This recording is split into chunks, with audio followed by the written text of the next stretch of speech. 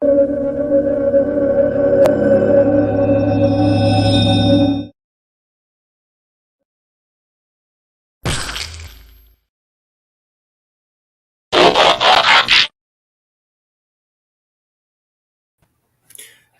everybody. J-Man here with Sean, and we're talking about some awesome comics of the 90s. And this is the most awesome comic. Oh, yeah. This is the 90s. This is the 90s. This is what I think of when I think of 90s comics. Yeah. I mean, it's X-Force #1. We all have our copies. How many copies do you have, Sean? I have the set that has all the cards. Oh, you bastard. I have the whole thing. Oh, what a bastard. Oh, you didn't get I got them all. I don't know. I told that story where I went up and I just bought them all. And everyone was because people were looking at this rack of these comics. And I was like, is anyone going to buy these? So and there was a crowd. And I was like, well, what the hell? So I just went up. I took one of each. And went right to the cash, and then I had one guy go like, "Oh my god, you got them all!" And and I bought them. And I felt a little. I was like, I bought the same issue over and over, but I got all the cards, So whatever, man. Yeah. And then after that, people started buying them. It was a hobby shop in Markville Mall, and it was crowded with people that were anxious to buy that comic and weren't for some reason. I think they're like, I feel kind of why should I buy? And then I just bought them all, and then I broke the dam. Everyone started buying them. And how many millions of dollars it was? This is the $5 million one, right? This is $5 million. Yeah. I mean, I don't know what to tell you. Like, yeah. Anyone who's saying they weren't pumped for this coming out is a effing liar. For shit, yeah. And we know we actually have physical evidence that they're lying. It sold 5 million copies. It sold 5 million. It's like 5 million people needed this. Now let's say even if 3 million of those people bought enough, bought multiples to make it the 5, it doesn't matter. Yeah. You can't even get. I mean, honestly, what are you even getting people to buy now? Comic sales compared to that are abysmal, right? We'll get into that because I've been revisiting these comics and I'm like, now I know why comics aren't doing very well. They're not exciting. And it's like, oh my god. Oh my god. What in hell, man? It's like, dude, you can make fun of these comics all you want, but they're awesome, dude. They're awesome, man. They're colorful, and it's like, and even older characters like the Blob and all that stuff that come like Pyro and all that. Look, listen. Everyone makes fun of Rob Liefeld, but he made them exciting again, and not just the way they look, but the dynamic. Even Toad is cool. Dude, I was gonna say Toad. So Toad's cool. Yeah, that picture of Toad. I think it's issue 4 or 5 or whatever. I can't remember. Yeah. I'm gonna share my screen here. I hate doing this, but this is just unfortunate. I won't share it.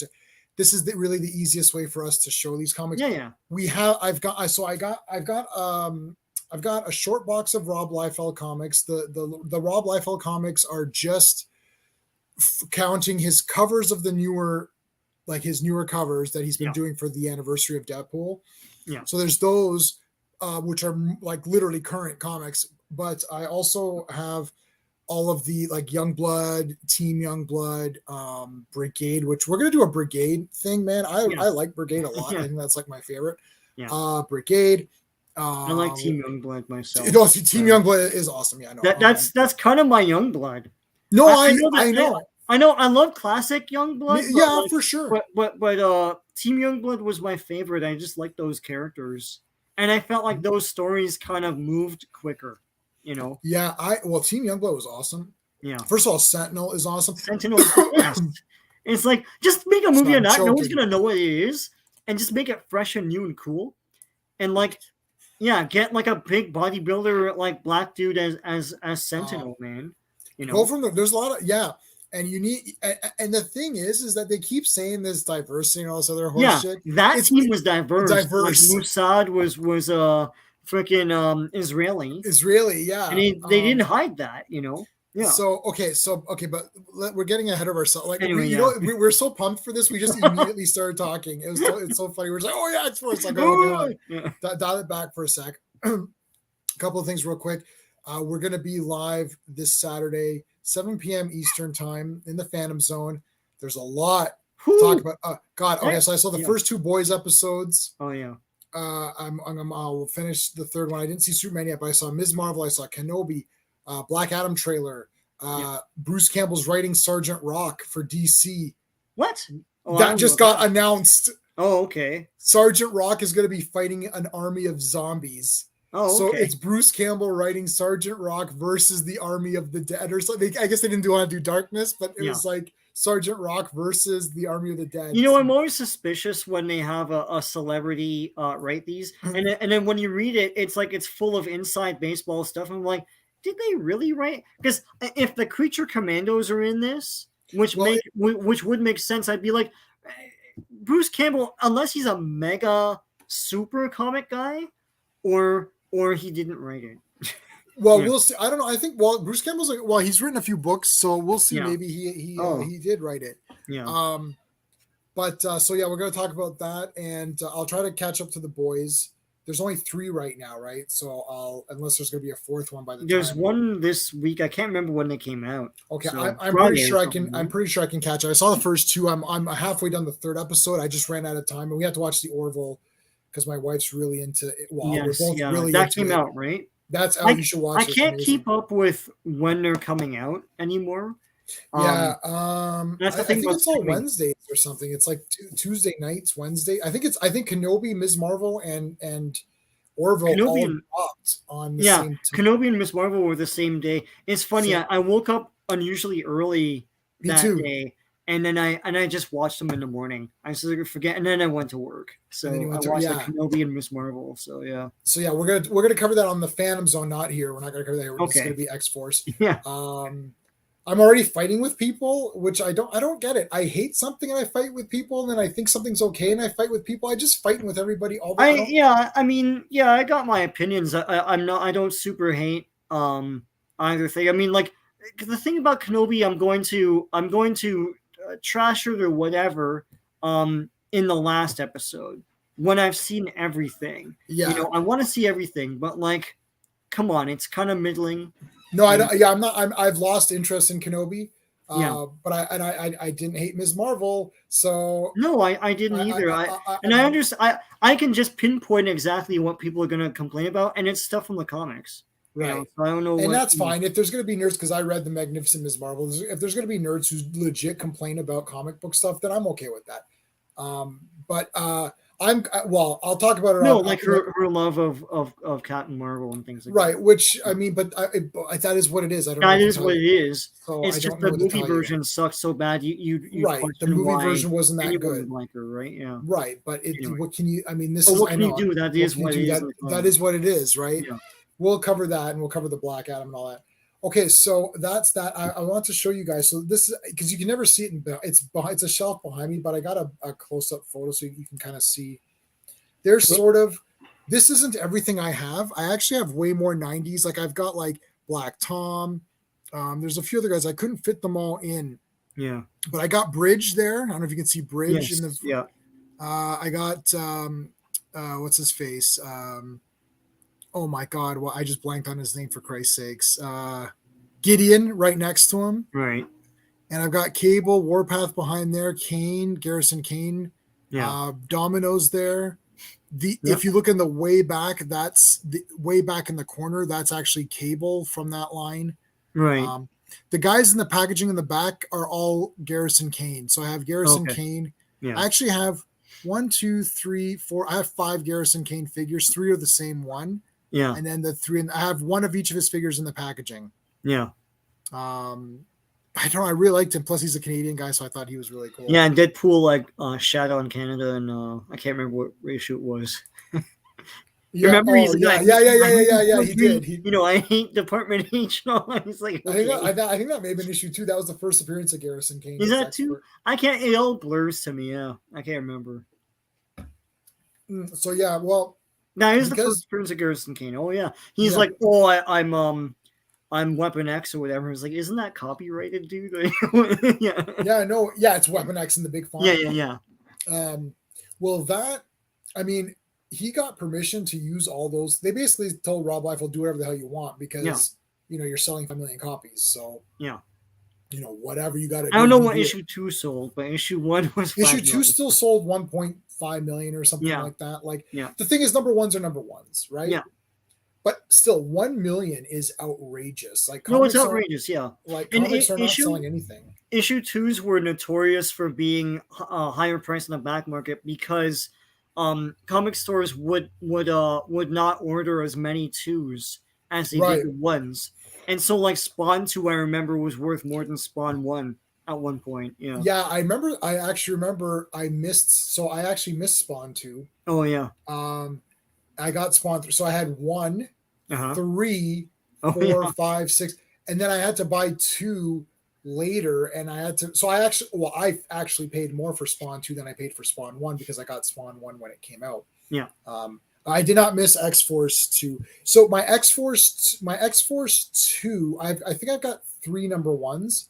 Mm-hmm. I've got a beat it up copy with no card, so it's just like a reader copy. Okay, yeah. But I have 1 good copy. I think it's the Cable card because Cable's the guy who I like the best. Yeah. I mean, you can't go back and think, Deadpool is going to be more popular. Yeah, I just love Cable. Everyone loved Cable. Yeah. Yeah. So I was like, he's like the best. Yeah. So my box here is my New Mutants box. Okay. So I'm trying to get all of New Mutants. Yeah. I've got number 1, and then I don't have graphic novel 4 or whatever, so I have to get that. But then so I've got a lot of them from when Rob took over, and then we got into X-Force. So this one is a sealed copy of X-Force. Yeah. And I don't remember. I think this is the card. I think this is the Cable card. Okay. If I remember correctly. And then so I've got a couple of these. Yeah. So I got a beat up copy of X-Force as well. And then I don't know if you got. Did you collect? Did you get these? The Cable? Oh yeah. I have those. Okay. Yeah. So this is a 1 and 2, and that's it. It's just a 2-parter. Yeah. This was then his own series, but I only have the number 1 of that. Hey, Clobby, I did not expect to see you on this one. I did not expect to see you on this one. This is a surprise, a very pleasant surprise. Thank you. He secretly loves X-Force. No, I was just joking. I thought, man, Clobberin times will never show up on one of these. That's for damn sure. I gotta tell you, Clobby, if you talk to Michael at any point, I'm about halfway through his latest video where he's like talking about how idiotic fans are and how they judge actors. Literally one of his best videos. You could tell him that from me. One of his best videos. Oh, it's like, of course we bought Cable. Of course. That's a silly question. Yeah. But yeah, tell him that video is great because I hate when people judge the celebrities. It's like, who cares? I'm not friends with Tom Cruise. I'm not friends with Brie Larson. Sean, how many times have I said I'm not friends with these people? Like, many times. I'm not friends with this person. Tom Cruise is a nutcase. Wow, I'm not his friend. I'm judging the movie. Yeah. Yeah, man. Thanks, Clobby. Okay. Thanks so much. Yeah. So we got that was the Cable series, and then my number 2 X-Force is I put it in a top loader. Yeah. Because I mean it is technically I like Garrison Kane a lot. I don't know. I thought him and Cable were like the two. I wanted the team up. The team up. Like I like those 2 guys a lot. And then after that we got into X-Force. So then number 2, and then I'm actually missing a lot because what happened is that this was the time that my friend Paul was really into comics.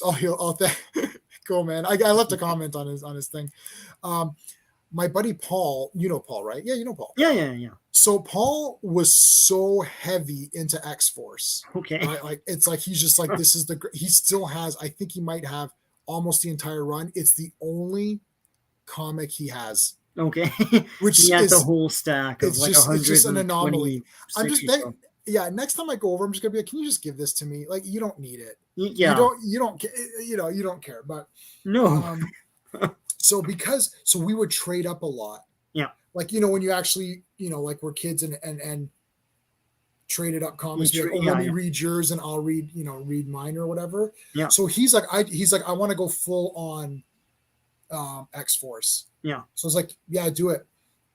So the only time I went in is anytime there was an Executioner song tie-in, I got those. Yeah.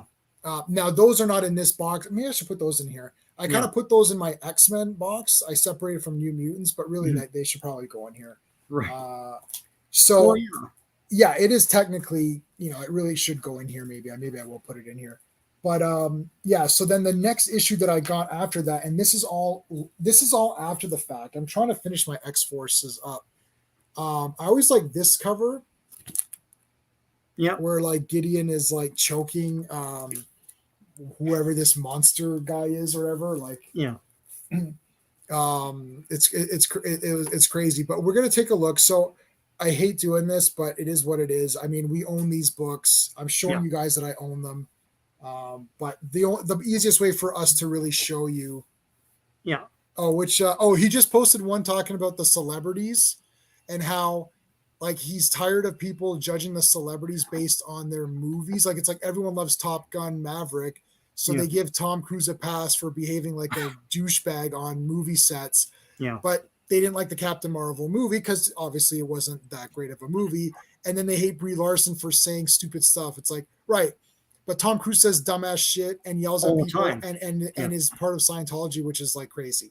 Yeah. And Brie Larson says a lot of dumbass shit. She puts her foot in her mouth so many times. She's argumentative, but so is Tom Cruise. But the fact they're like taking the movie and applying that to the actors. And I don't do that because I like a lot of Tom Cruise movies, but I don't care about Tom Cruise. Yeah, the Brie Larson. Yeah, the Brie one. Yeah. Yeah. Because it's like it's like people are saying, "Oh, Brie Larson's trash" and all that. Okay, well, you're not her friend, so who cares? And she said dumbass stuff. We pointed it out. Yeah. But I like her in movies. I like Kong. I like Free Fire. What was the other one she was in? There's like 4 or 5. I thought, you know what? I like her in these movies. I thought she was okay. And the Captain Marvel movie is yeah. But you like parts of it, yeah. But I like parts of it. I like Brie Larson. Actually, I liked her. But that movie has a lot of problems. Right? It has a lot of problems, and we've gone through and we beat that movie up enough. So I don't want to beat it up anymore. But obviously the Tom Cruise films are better than the Brie Larson films. But what does that have to do with anything? That's Tom Cruise. Tom Cruise is a goof in real life. He's crazy, right? He's crazy, yeah. He's crazy. He yells at people. But that where he broke down on that set or whatever, was that Mission Impossible? He's like, I'm not gonna effing get this canceled. Well, and you're like, okay, relax, buddy. Yeah, I don't know. He had a lot of pressure, man. So a lot of pressure. Yeah, look, again, I'm not gonna turn this into the beating up Tom Cruise and beating up Brie Larson stream. But just to put the final point on that, it's like neither of these people are my friends. So I don't care what they say and do in their real lives. I only care about the final product. Hey, Skeptic, what's going on, man? We're talking about 90s comics. I don't think you were born yet. I don't know. All right. Now we're going to present to you the reason why this comic sold 5 million copies. Are you ready? Are you guys ready to go through this? Are you ready? Remember DX? All right. Oh, you were born in 98? Okay, well. You don't remember any of this. I was born in 77. I don't remember the 70s. So. Yeah, that's true. All right, so this is a wraparound. So there's your front. Yeah. I mean, even this is like super pumped up. Like, look at this bastard. It's iconic to me. I mean, like, because this cover is like, it's ubiquitous at this point. Like, you always see. Yeah. Oh, look at that. Now, this is the digitally altered. Oh my yes, God, stop it. You know I love X-Force, Clobby. Stop it.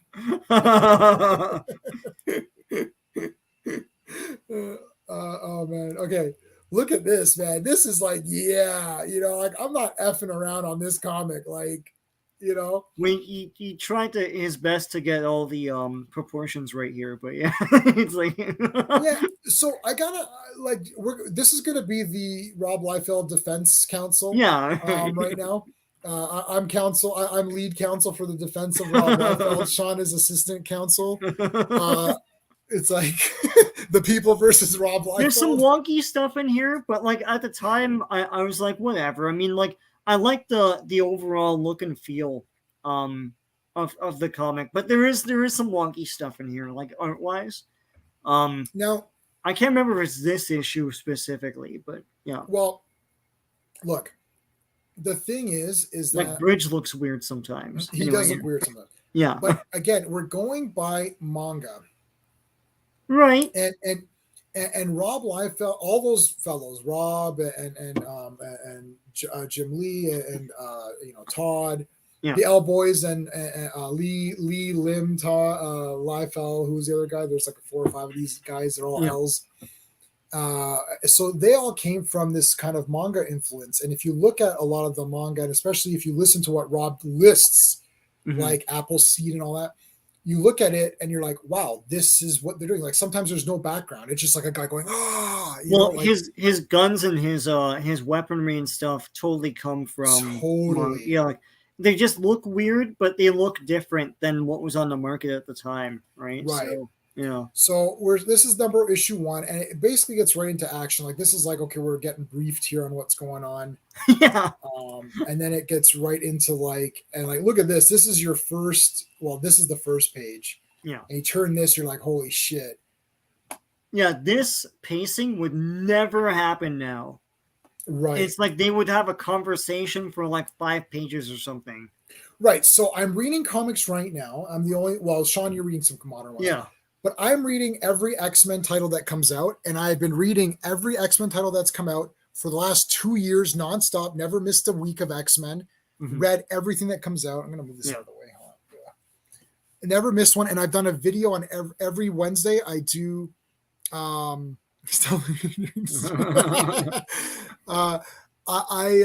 literally never missed an X-Men issues for the last 2 years for sure. Yeah. Prior to that, it was at least probably a year or two. So it's been about 4 years of me reading every X-Men thing that's come out. And then I went back, and I actually went back and I started with X-Men #1, like Stan Lee, Jack Kirby X-Men #1 or whatever. Right. Yeah. Then I started with Giant Size X-Men.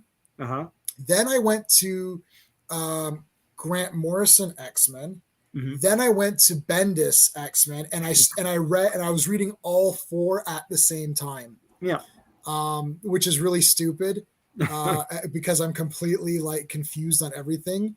Yeah. So this is where and Clobby knows this. I told Clobby this is where J-Man became an X-Men go-to expert. Yeah. I'm like, no, it's a jumbled mess. It's like I started this task to read everything I could. I bought everything digital. I'm crazy. I'll just buy it all. And I even got X Factor, and I read all new X Factor as well. And I got X Factor from #1, and then I got X Factor from what's his face, Peter David, redoing the team or whatever with Polaris and all those guys. Yeah. So then I started there too, and it's a mess in my head. I think for me, Giant Size X-Men and then Chris Claremont, that section is really the best section, I think. I mean, that's not even controversial. I think everyone thinks that. It's most people's favorite, right? Right. And then I started New Mutants. Yeah. Right. So then I was doing New Mutants. So I haven't read everything, but I'm just it's like maybe I'll do a month where I get all excited. Right now I'm on X-Force New Mutants hype. And even for New Mutants, I started with #1, graphic novel, #1, #2, #3, #4, whatever. I was more into the Warlock days, right? Right. Yep. That was my New Mutants. Right. And then when I got into this stuff, I thought that was kind of neat. But I have some issues from that run. But I was like, this is cool. And then when they came out with X-Force, I was like, I know all these guys. Let me see what and it looks right. Like, yeah. Clobby just tweeted me personally.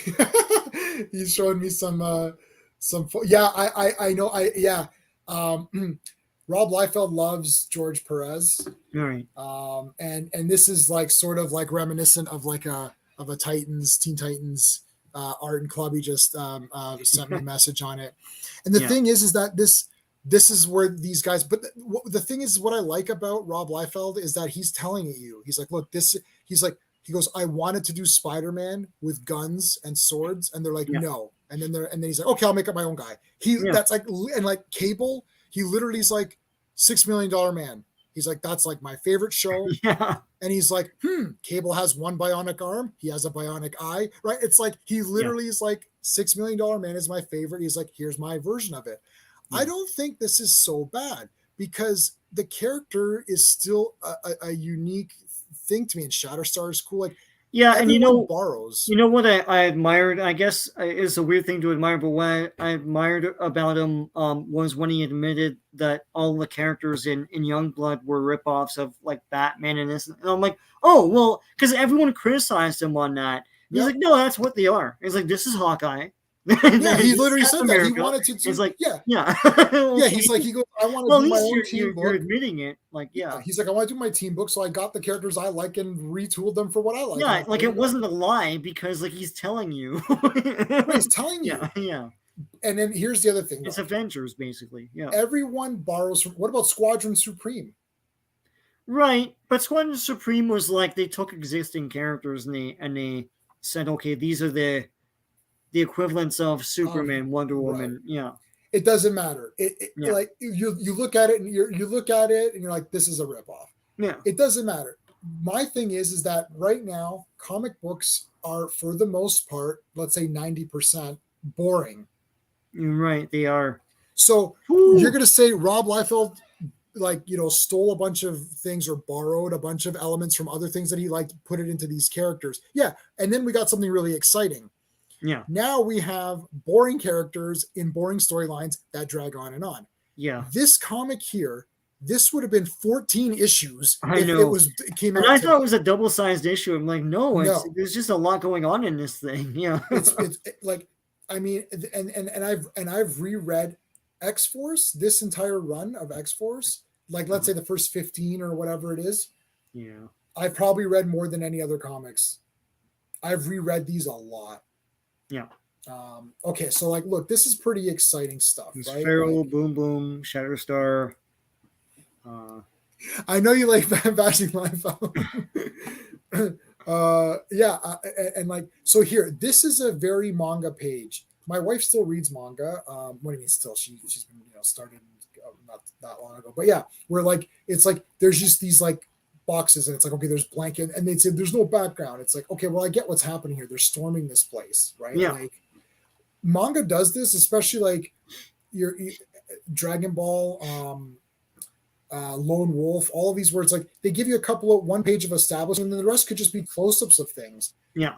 There's literally like 100-page sword battle in Lone Wolf and you're like, where are they again? Who cares? You're looking at them fight, but like, yeah. So they storm they're fighting the Mutant Liberation Front.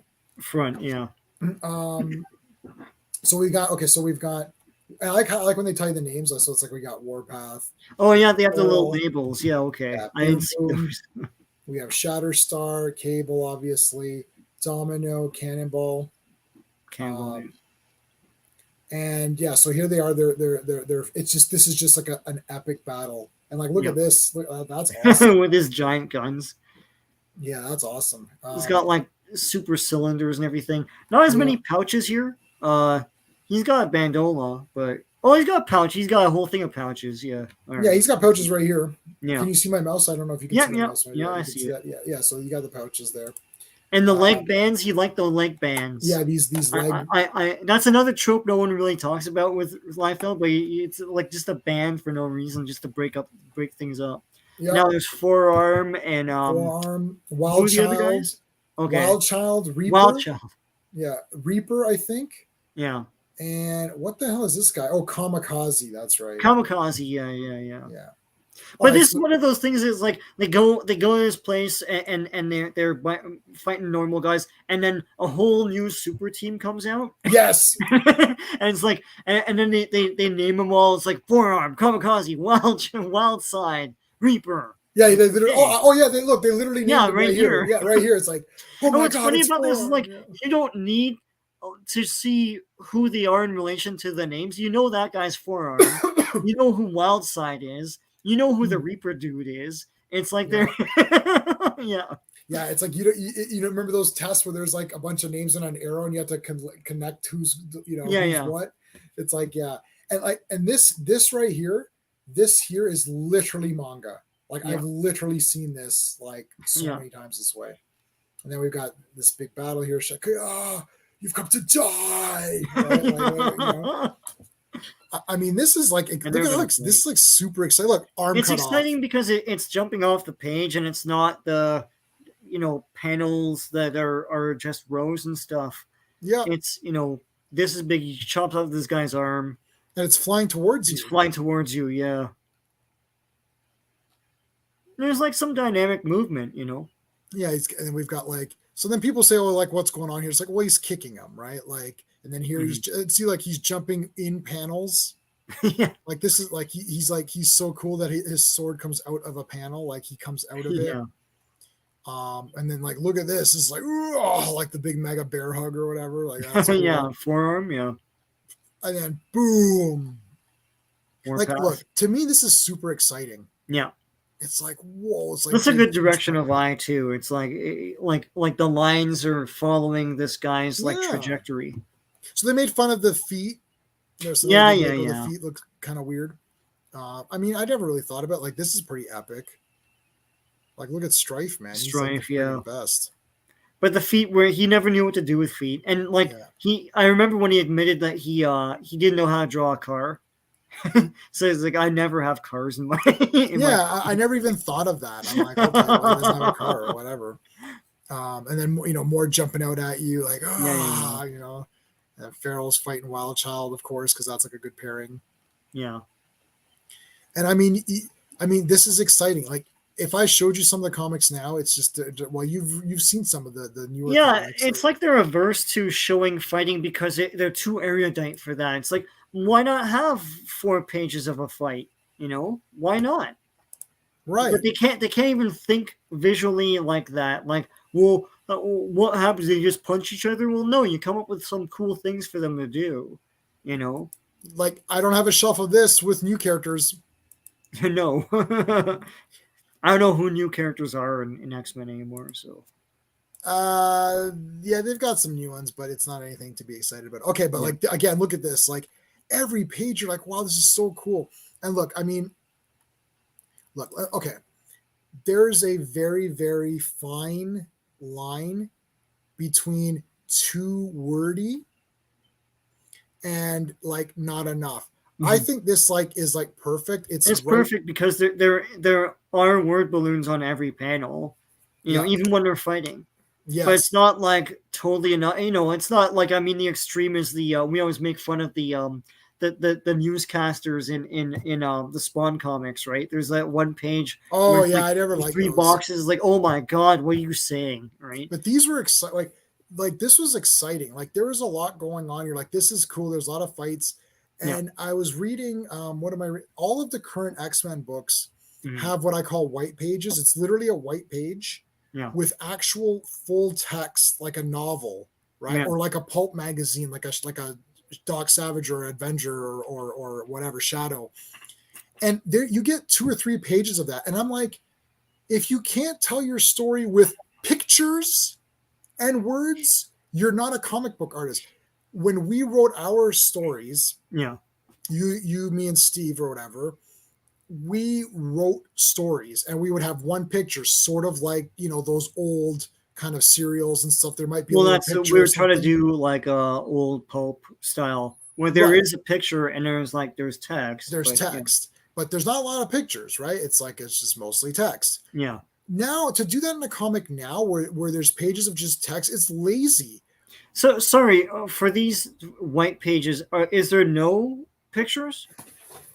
Show me, because Steve Gerber did this every so often. You know that, right? Like he had text pages, but there was a picture on there. Okay, here, New Mutants number 25. This is brand new. Okay. Oh, let me make myself full screen. Hold on. So that's New Mutants. Okay. Awesome cover with Goblin Queen. Put some clothes on, man. Anyway. No, Sean. Stop it. Stop your nonsense. You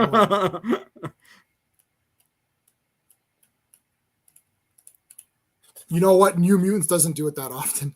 No. Damn, it doesn't do it in this one. It doesn't. I don't think I have a physical copy of one that I can show you. Hold on. But I can give you an idea of what it looks like. This is why I collect. This is why I still collect New Mutants, because they don't do this. But every other X-Men book does. Okay, so it's like this. but the entire thing is written. Oh, yeah. So like Steve Gerber, especially, I think he wrote Defenders at one point, but that had like there would be text. There would just be like he's just telling the story in prose, with like some pictures, but it wasn't like the entire thing was text. Yeah, there's like 3 pages. Usually it's like 3 pages. If you go back and watch any of my X-Men, like I just did one today. Yeah. Which one is this? 25. I just did one today where like literally you can see an example of it or whatever. Yeah. Okay. But so my point is that like, okay, so I buy these facsimiles, these like cheapy True Believers and facsimiles and stuff. So this is Days of Future Past, right? This was only 2 comics. It's 2 comics, and everyone makes it out to be this big epic. I know. And the thing is, the reason why people are saying it's great is because, a lot of cool shit happens in 2 comics. A lot of cool shit. And the way people carry on and on about it, people who don't know the comics and only know like the movie and stuff like that probably think it's based on a graphic novel. And it's based on 2 comics. Right. You know? Yeah. Right. It's like, I mean, the like we were talking about Action Comics last week. Of this War World storyline. Oh God! Which, if I just say it, it sounds interesting, but literally, it's been dragging. It would have been like in the Bronze Age or whatever age you want, even in 90s, it would have been 2 books. Yeah. Part 1, he goes to War World. He sees it's a bunch of garbage. He sees that Mongol is now not the Mongol he knows, but it's the son of that character. He's captured. He's depowered, and then that's the issue. The next one. He inspires the people, to rise up. He regains his powers. He beats up and then that's it. And that's it. And that's the point is made. You don't need to like drag it out for freaking 10 issues. Yeah. No, I swear it's so brutal nowadays, and I'm sticking with it because I'm like, let's see where this goes. But it's like it's comic book people that aren't excited to tell stories. Yeah. And they're excited to get paid. They're excited to drag shit out. And then they're so lazy that they don't even pay the artists to they're like, well, we could save 3 pages of ink and artwork if we just have you write instead of developing the story and telling it through the characters. Yeah. Why don't you just write a prose for an entire page? I just New Mutants doesn't do it. New Mutants is one. I guess I'm sure. Is it because who's the writer? Like New Mutants is not the same writer as like the other X-Men or no, they're all different right now. Yeah. And one of them actually, this was really brutal. And Greymalkin pointed this out and got blocked. He got blocked by this person. This person called Chris Claremont a racist. I heard about that. And we could talk about it on Friday or on Saturday. And the reasoning she gave, well, no, I said it was a she. I wanted to keep it anonymous. I know who it is. Yeah. The reason that she gave was the absolute dumbest thing I've ever heard of in my life. And Greymalkin, who is the same race as the person, is a black guy, as we've seen on my channel so many times. Yeah. He pointed this out saying, no, Chris Claremont is not a racist. What are you talking about? And then she blocked him. And I'm like, you blocked a black person. It's like you blocked an X-Men fan. An X-Men fan? That's the true big crime. Because it's like, do you guys want people to I don't understand the people. Okay. Going back to X-Force, in relation to this point, people make fun of the like Liefeld especially, but all the Image guys. Yeah. And we've said this before. They loved comics, right? And they respected comics, and they respected fans and tried to give fans what they wanted, which is how this was born. And they respected the people behind comics, like. They loved all the. I mean, Claremont, was around in their time, but but they loved all the people that came before them and everything, and respected them greatly, and understood that they were. I mean, you can say that they spat on a legacy. They didn't spit on any legacy. They just did their own thing, and they added to the legacy of comics. And I mean, say what you want. Like this was 5 million. The first one sold in the millions, but like. But the thing is that they still had a healthy respect for the not just the fans and who came before, but just the art and the industry, right? And I don't see that at all. I don't even see a celebration of comics from the people making comics today. It's like you don't make that dreary, downtrodden war world story and love comics and respect where it came from and respect the industry.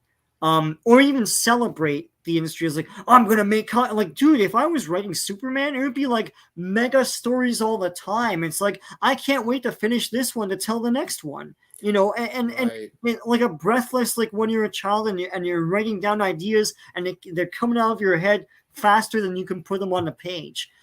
That's how you should be. That's how you can be with comics. And I'm shocked that I don't see that from current comics creators. They don't care because they're using it to tell their point of view and their life story and their politics. And they feel like this is the platform where I can present my ideas, which is wrong. Twitter is the platform where you present your ideas for your followers who can follow and unfollow you on a whim. It's like comic books are here to entertain the masses and tell good stories and hopefully, you know, give something nice to the people who are reading them. I mean, you know, I pick so comics to do that. I don't. It's like why do that? And plus, like, I feel like we've been banging this drum for a long time. The whole concept of it is just old and stale and tired, anyways. It's like I'm gonna use this comic as my platform to just pontificate about ideas rather than tell a story with characters. You know, it's like it obviously it doesn't work. So like why wouldn't they move on from this? You know, they can't do it. There's something in their minds. They can't let it go. It's like let go of your hate. It's like Luke Skywalker. Let's just let go of it. Like let go of your dumb ideas. Yeah. The thing is that do you remember? Oh my God, this just came to me. This is perfect. Oh my God, this is perfect. This just came to me. Yeah. In Untouchables. Okay. Where the movie where they're like, okay, we gotta get. They're like, all the cops are bullshit, right? And the guy's like, you want a good apple or whatever? He goes, you don't go to the market, you go to the orchard or whatever, right? Yeah. So then Sean Connery and what's his face go to they pick up Andy Garcia. They go to the police academy, like to get the rookies. Yeah. Because the rookies haven't been tainted yet, right? Yeah. So then Sean Connery's like, okay, you know, why did you join the police force? He's like, to serve and protect. Or he's like, yeah, okay, whatever. And then so they're all saying the textbook answer. And And they go to Andy Garcia's like, why did you join? He's like, to serve and protect. Stop with this bullshit. It's like, why did you join? It's like, well, you know, like cop, I want to be a cop. And like he tells them the real answer. Yeah. They don't have a real answer. Like, yeah. Why do you want to write comics or why do you want to draw comics? The answer is, I loved comics as a kid. I couldn't wait to get to the shop. Right. Dude, how many? Okay, I had Max Milk. I had B&W. I had, it was Cole. I actually went to Kohl's a few times because they had a magazine thing. There was a convenience store in the mall across the street from me. It was an unnamed convenience store. I think it was Kim. It wasn't Kim's Convenience. What am I saying? That's the TV show. But I think it was something Kim, which is actually kind of funny because so I had 4 convenience stores around me, and the comic book stores, if I could get my grandfather or someone to drive me to go. So I had 5 areas, and I would go to each one of these to look for whatever comics I could. Those are the ones in my house. Then there's 2 locations next to my school where I could try to find comics, right? Yeah. It's like someone's like, and I wrote my own comics. Me and my friend Vic, we have all of our characters. I still have all of my characters. I wrote comics too, but they're more like the kid type comics. But everyone made comics. I made my own comic. Yeah. I made a Narc comic. Oh my God. The arcade game Narc so much, and they went through all the levels. Yeah. And then they finally fought Mr. Big. I think it was like 60 pages or some freaking thing, man. Because it was like, I had to do all the levels, man. And like they had to shoot the dogs and stuff. It was God. Yeah. But I did cute comics. I did one that I didn't. Now, if you look at it now, it seems very very edgy. But as a kid, it's very innocent, and you could see the comics I drew. It was called Hot Dog and Bun. So there's like a hot dog guy and a bun guy, and they were like partners. Yeah. And I didn't, and it was nothing weird. It was like literally little kid. It's just a hot dog and a bun, man. Right. Yeah. And then I saw what was that? What's that game called? Fortnite. They have a hot dog character with shades and a cap. I'm like, my God, that's my character. They stole it from me. So I'm gonna sue Fortnite. But and then I had my I love Friday 13th. But we were passionate about it. So my point is like, so you come in, you're like, look, here's all the cool stuff I did. And if I was applying, I would show my comics as a little kid, like, look, I was drawing these comics when I was a little kid. And you're like, look, this is obviously Punisher. I retooled them, right? Like I called them Night Stalker. I had the Claw, which was Batman and Wolverine combined. I had the Well, I used Executioner and Night Stalker in my radio show. You were one of the stars of Strong Arm. Yes, yeah. So Strong Arm, I used. I love doing that. It was cool. Oh, I know. It was my top character was the best. Anyway, you were a good character. I wrote you a good. Look, so this is how pumped up I am for radio shows. I'm like, I have to make my own radio show, and I even try to make it sound like a bit goofy. Like we heightened our performances. Like, no, you cannot do this, and it's like we try to make it seem like I actually really like. I should put a link in the chat if anyone cares about my radio show. Sean is on your channel. Yeah, it's on my channel. I have a playlist for it. My friend who passed away, John, who was my heavy metal buddy, he played the Executioner, which is a childhood character I created, and I specifically wanted him to do the voice, and he did only the one episode, and then unfortunately he had passed away. Yeah. But he was a great guy, and it's great to have him on there. But I got other people. Steve is on there, so I'm in there. You're in there. Steve's in there. But yeah, so getting back to this, but the point of it is that Rob Liefeld, Jim Lee, all these Tommy Front, they loved all this crap. Literally, Rob Liefeld loved John Byrne. John Byrne literally said Rob Liefeld's trash, and then Rob Liefeld's like, I still love John Byrne. He's like, John Byrne's awesome. He's like Neil Adams. He's on he's like, I got the Mount Rushmore. It's Jack Kirby, Neil Adams. Like I forgot who's probably John Byrne's on there. I don't know who else is on there. Like literally he's right. And everyone's got their people. You're like, oh yeah, this guy's the best. This guy's the best, right? So who are these people's, like, that's what I would ask. If someone's like, I want to write the X-Men, I'd be like, okay, you want to write Marauders right now? Yes. Okay. Who are your favorite X-Men?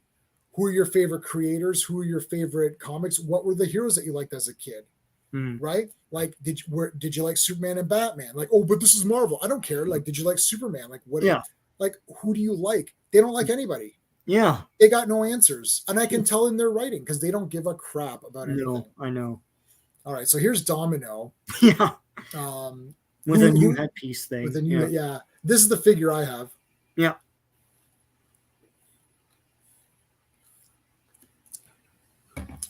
So they're fighting. Yeah. So here's Gideon. I like the look of Gideon. He's wicked. I got the toy of him. In the back there. Sunspot. Yeah. Roberto. There's like super Kirby dottage going on there. Yeah. Well, they said it's like, we're not paying you by the line. Yeah. So and then here's Bridge. That's the weird Bridge. Yeah. And then you have your cursor on. I was like, huh? It's like the weird legs. Yeah, he's very thick. Sort of Humpty Dumpty-ish look, but yeah. This is better. Yeah. This is right. This is straight out of manga. We got to get the shirt straight out of manga. Yeah. Like, that's exactly straight out of manga, yeah. Like, I mean, come on. I've literally seen this before. So they just had the big attack. We're not really going through the story here. It's like they just attacked the MLF. Bridge has been following Cable. He's like, what's going on? Cable's here doing some repairs. Do you think Sentinel was supposed to be Bridge when he's just like a new souped up version of Bridge or something? Yeah, I did think that. I really like Sentinel a lot. I think he's a really but he's still like an army guy with mega gear on him and stuff. It's just more, Yeah.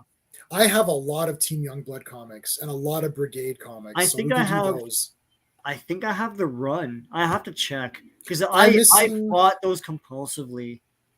Yeah, I am missing some. I have to check, man. Which I can actually, I can tell. I can almost tell you right now which ones I'm missing based on, because I actually took screenshots of all this crap. Right, I have my screenshots of what I need to get. Like they came out semi-regularly, so I was like, I'll Yeah, buy it. Team Youngblood I think was more reliable, right? It was more reliable, yeah. Well, it lasted longer too. So actually, Brigade, I am still missing. It's pretty much like 1, 2, 3, 4, 5, 6, 7, 8, 9, 10, maybe 12 issues, and then I've got all of it. They have that Cyberforce yes, I'm getting it thing. Yeah, I already have like it, but yeah, I have it. So yeah, I've got Cyberforce #1. I told him to put it in my box in my bin. So we'll see if we get it. My shop. That's cool. Yeah, my shop is not always the most reliable. No, yeah, it's at mine right now. But, but anyway, so I know. Yeah, so I'm Team Youngblood. I have almost all of it. Yeah, I'm only missing a very, very few of Team Youngblood, and I've read most of them too. So yeah, here's Sam and Cable talking about. Yeah, and then Cable reveals the weird powers or whatever. Is this the one? Yeah, he reveals his powers here. Yeah, and it's like, right after Sam leaves. Yeah, and then Domino comes down, and then he starts doing the telekinesis here. Yeah. It's like, oh my god, you're gonna see. Black Tom. Yes. Yeah, he brought in Black Tom, which is an old school dude. Character. Yeah. And he made him pretty sinister, right? Yeah, that's the thing I was saying before. There's older characters that sort of get like a revamp here and are kind of cool, That's the weird one. That's the weird one there. Yeah, it's like this should be there's bigger. nowhere to put the muscles. Well, maybe he's a bit pudgy. I don't know. It's like it's time to call him Weapon X. Uh-oh. They're gonna call Weapon X. Which Weapon X is that? What do you think about that? What are they gonna do? So what happened is that Deadpool was supposed to appear in issue 6. Okay. But apparently they got such great feedback. Gee, wonder why. They got such great feedback that they're like, "Oh, Rob, can you get him in the next one?" And he's like, "No." And then he's like, "Well, I'll try to get him in the next one." So then they got him for issue 2. They couldn't get him for issue 1 because he's like, "I already did issue 1." Yeah. So here's number 2 with there's Kane, Garrison Kane, first appearance, Deadpool. So this is just him and Kane and Deadpool just kicking the crap out of each other. Yeah. And I love this. Weapon. It's like Weapon X.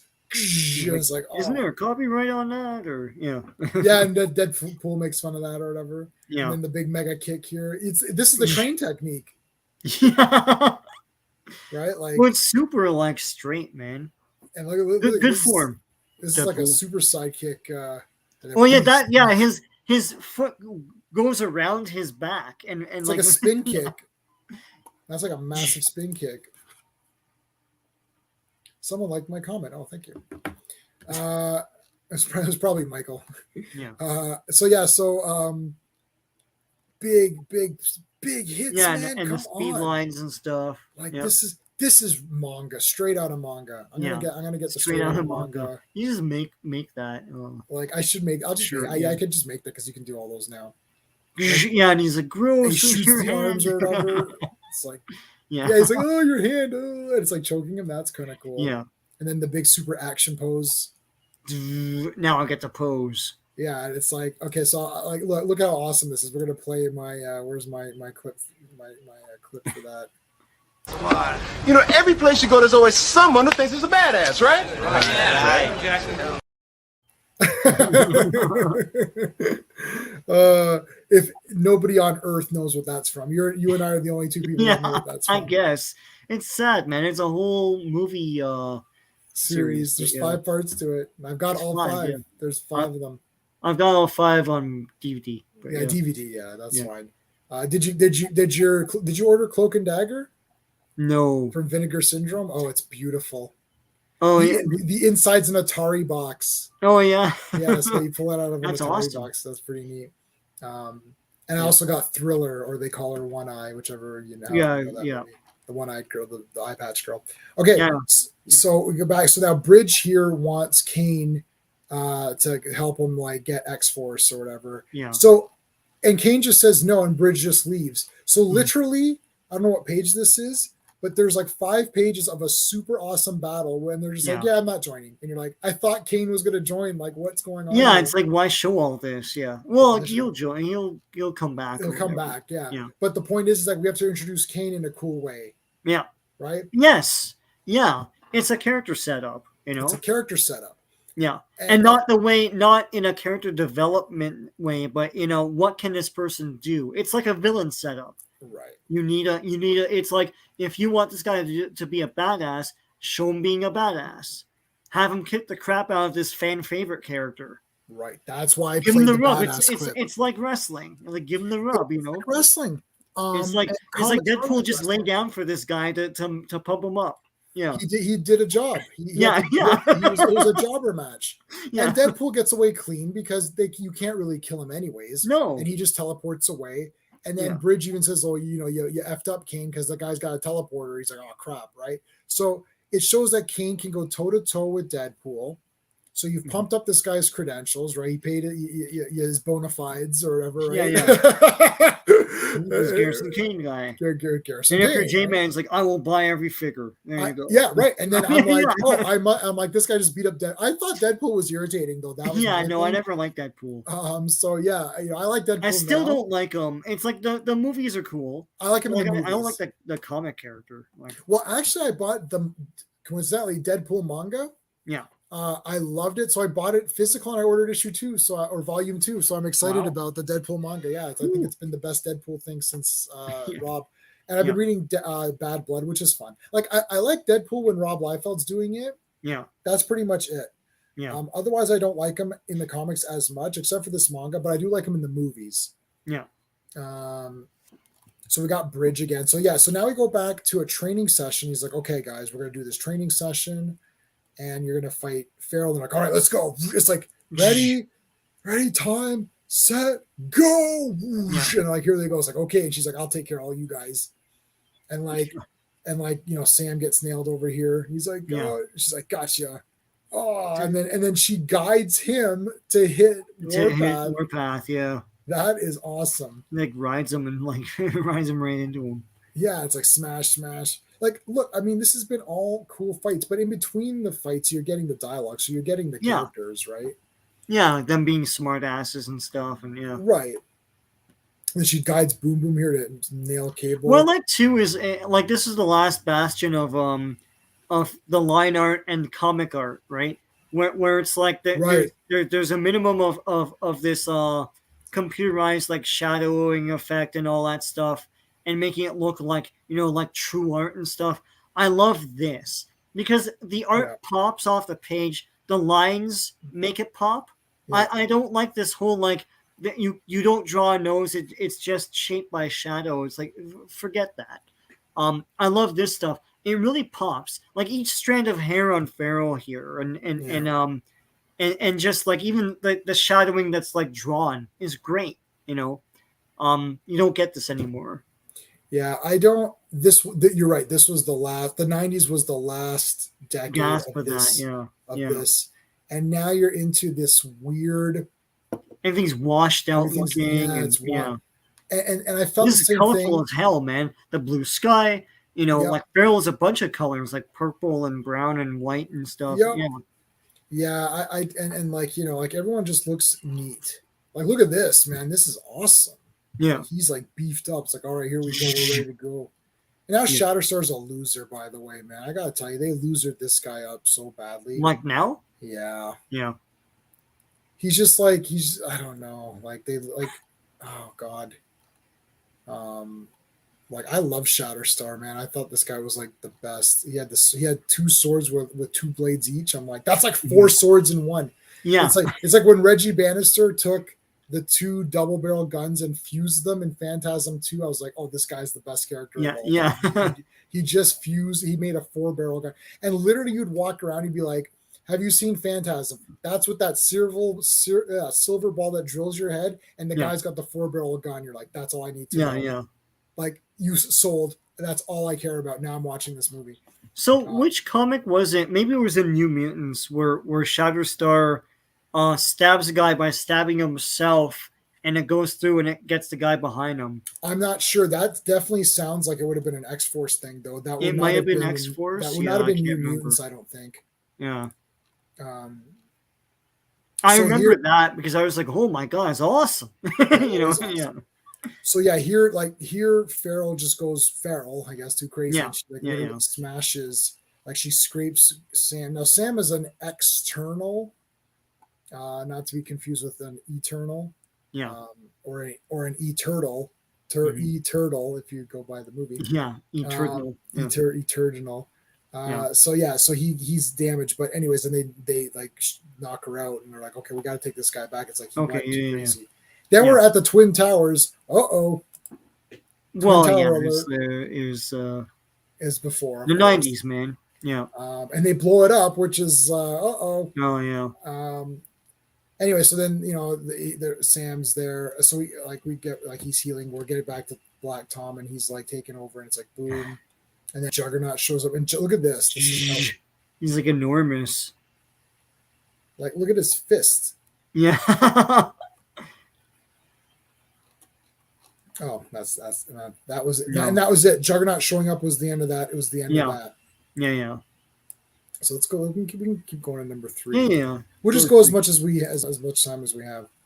Yeah. So this is number 3 now, and I remember this one big time with Juggernaut being the whole entire goddamn. Yeah. And you're like, whoa, yeah.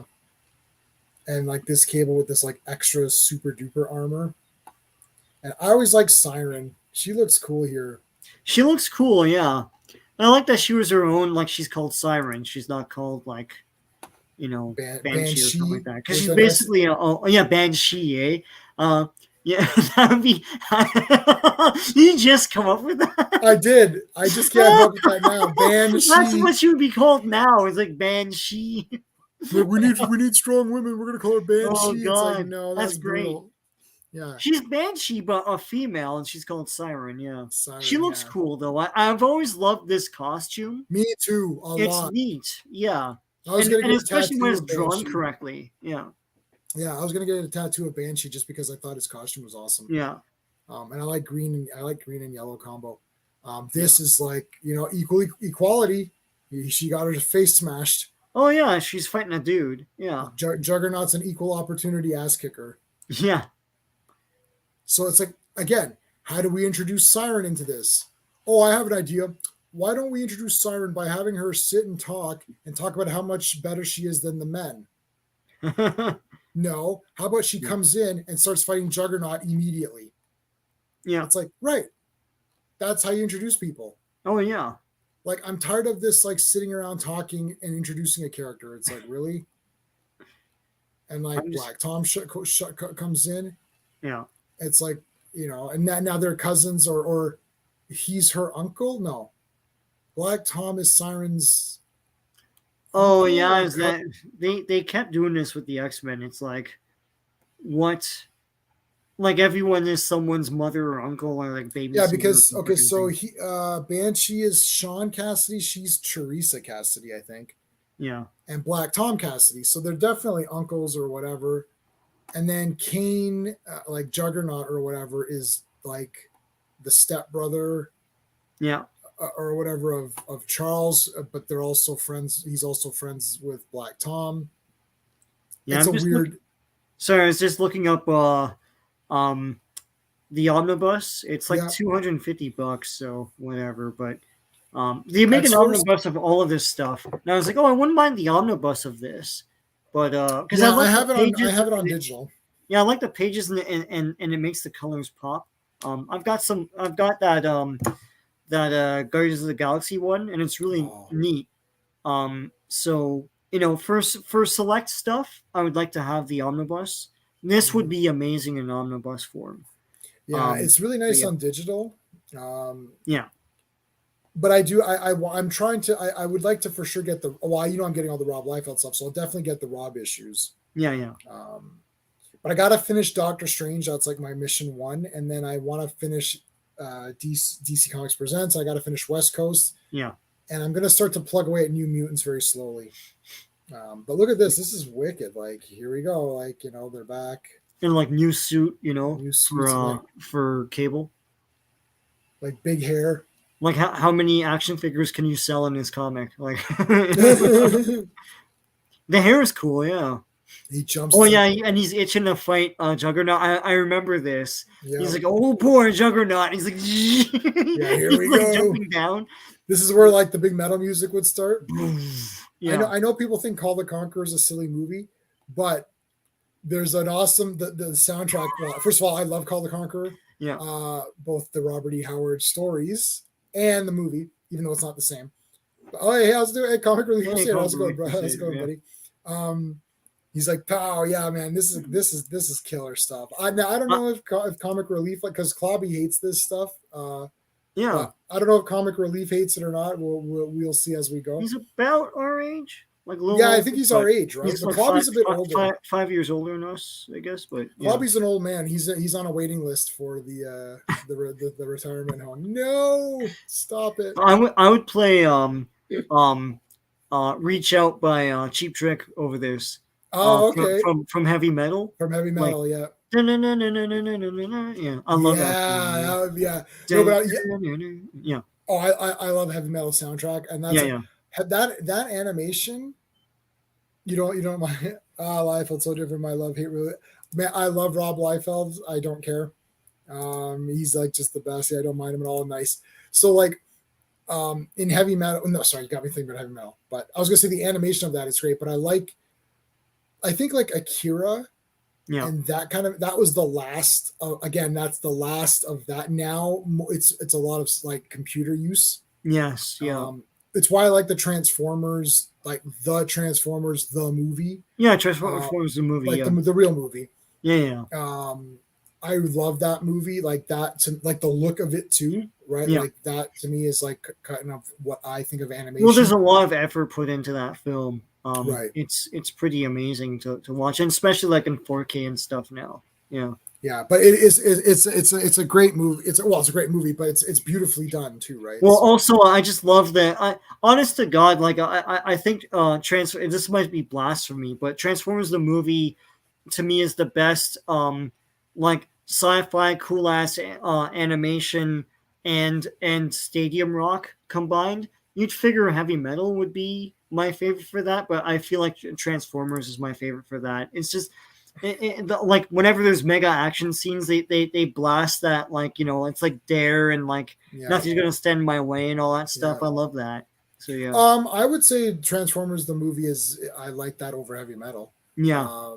But Heavy Metal, my top animation movies, Fire and Ice, Transformers, Heavy Metal, first one. What other ones do I like? Those are might be my top 3 favorite animated movies. I like Fantastic Planet. That was neat. Yeah, that's a weirdo one. Yeah, I like that. That. I like Akira. I mean, I'm gonna say Akira. I know that's like a generic thing. I can't pick my favorites. I mean, like I would say Ghost in the Shell is there. Yeah. I love Ghost. I don't know. I really like that. I think that. What else we got? I think maybe my favorite though might be Transformers movie. It's definitely the one I've watched the most. And I remember I was like, I don't know if I'm gonna buy this 4K, and you're like, it's the greatest animated movie ever made. Yeah, I know. I don't know why you're pretending you're not buying that. No, I have every copy that's come out. Of course, you have to. It's like that movie spoke to me as a kid. I watched it twice over, like in the same afternoon, and my mom thought it was one long movie. I was like, yeah, I know, it's wicked. This is the same movie, yeah. Oh, I memorized the soundtrack. I could sing the whole thing. Oh yeah, no, it's just and I think I love every song from Transformers the movie. Yes. I like some songs from Heavy Metal. Yeah, well, Heavy Metal. I mean, sorry, basically, I know it's an all-star cast of. I love the soundtrack. Yeah. I own the soundtrack, of course. Yeah. But I mean, you got Dio on there, like Black Sabbath with Dio.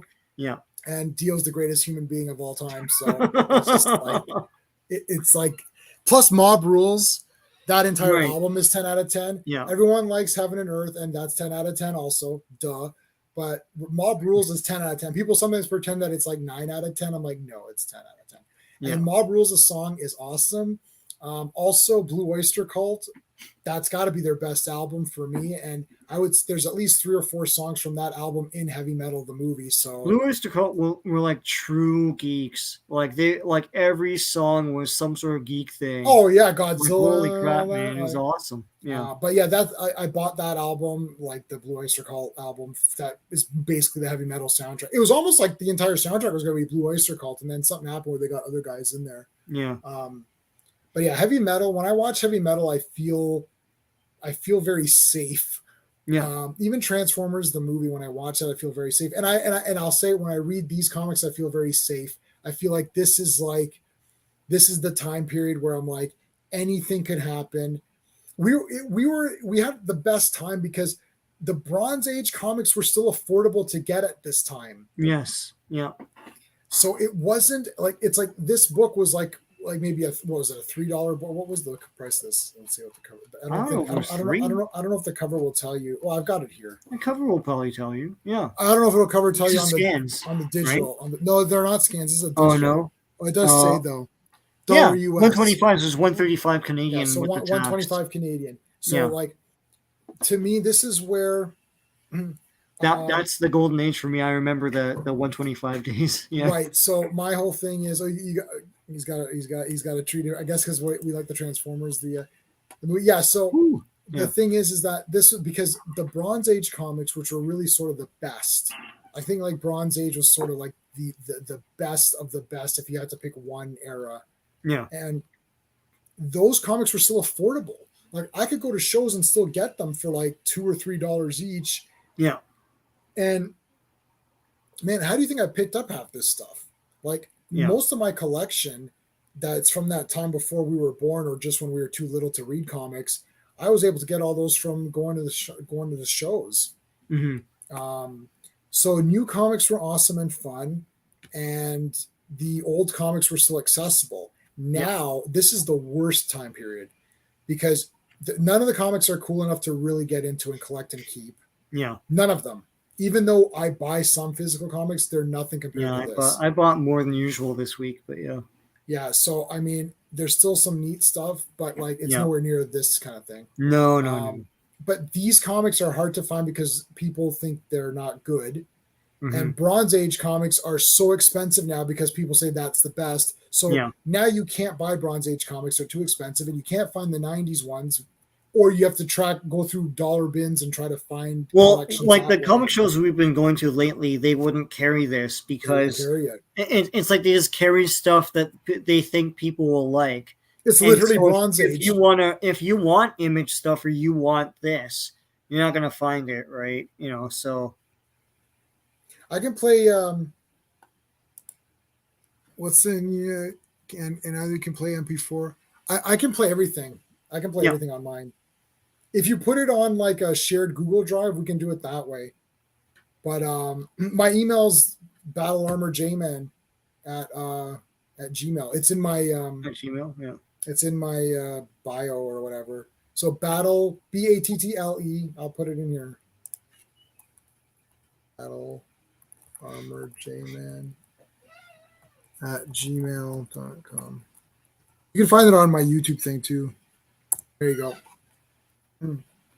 But oh God, did you see that garbage Kevin Smith He-Man is coming back for season 2? But what the hell are they going to do in this? I don't know. Because that thing ended it effectively, and I feel like they changed the ending so that He-Man didn't die and all that, and he has his powers and stuff. But like at the end of it, He-Man is like, what do I do then? What's the point of me if you can just fly around outside the thing? Listen, it's just pigeonholing bullshit. It's like there's no reason for her to be able to leave. And all you did was just make Sorceress look like an asshole because she could just leave all the time. Then I guess, and she's it's getting me angry. I don't want to discuss it anymore. Yeah. I'm only mentioning it as a factoid. There's an art book for it too right now. I'm not that. Oh yeah, one art book I'm going to pass on. Yeah, I bought the art book for garbage movies, but I'm not buying it for that. Yeah. Whew. You got to watch something together on it. Sean and I can't watch it together, but I have a 65-inch surround sound 4K, so I can watch it. Okay, yeah, we just can't watch it together in the same yeah in the same thing. Sean's like an hour drive from me, I think, so he comes over for special occasions. yeah. Okay, so let's get back to this. Like again, look at this page. That's cool. And like whoa, man, like again, straight out of manga. Straight out of manga. Straight, like, you know, and he's like, Tom. Like the colorist forgot to color in his bat here. Oh yeah, it's like it's drawn, but you know, it's what the hell, man? Send it to me, Comic Relief, and then I'll pass over to Sean because Sean doesn't have his information online. Yeah, no, you'll send to me like I can send it to immediately. You. Yeah, I can send it to you. Yeah, send it to me because I have I have my YouTube email address, which everyone knows, so they can get in touch with me there. And then I don't think Sean, you don't have one, right? I'll just send to your private. I'll have a cool one like you. Yeah, and I don't think Sean wants his private email out out there.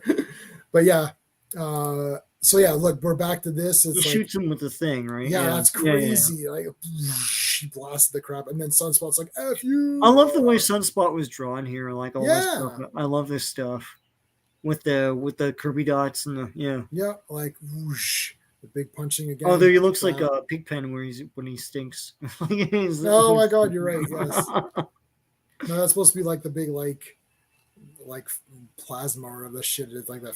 It's like coal or something. I don't even know what he turns into. It's like he turns into coal or something. Yeah. It's like lava. Oh yeah. And it's like here's this man. Like dead or alive, the choice is yours. It's like I don't know who in the name of the devil you think you are, but Black Tom makes his own choices in this life. It's like he presses the button. It's like, in the meantime, these two behemoths are beating the crap out of him.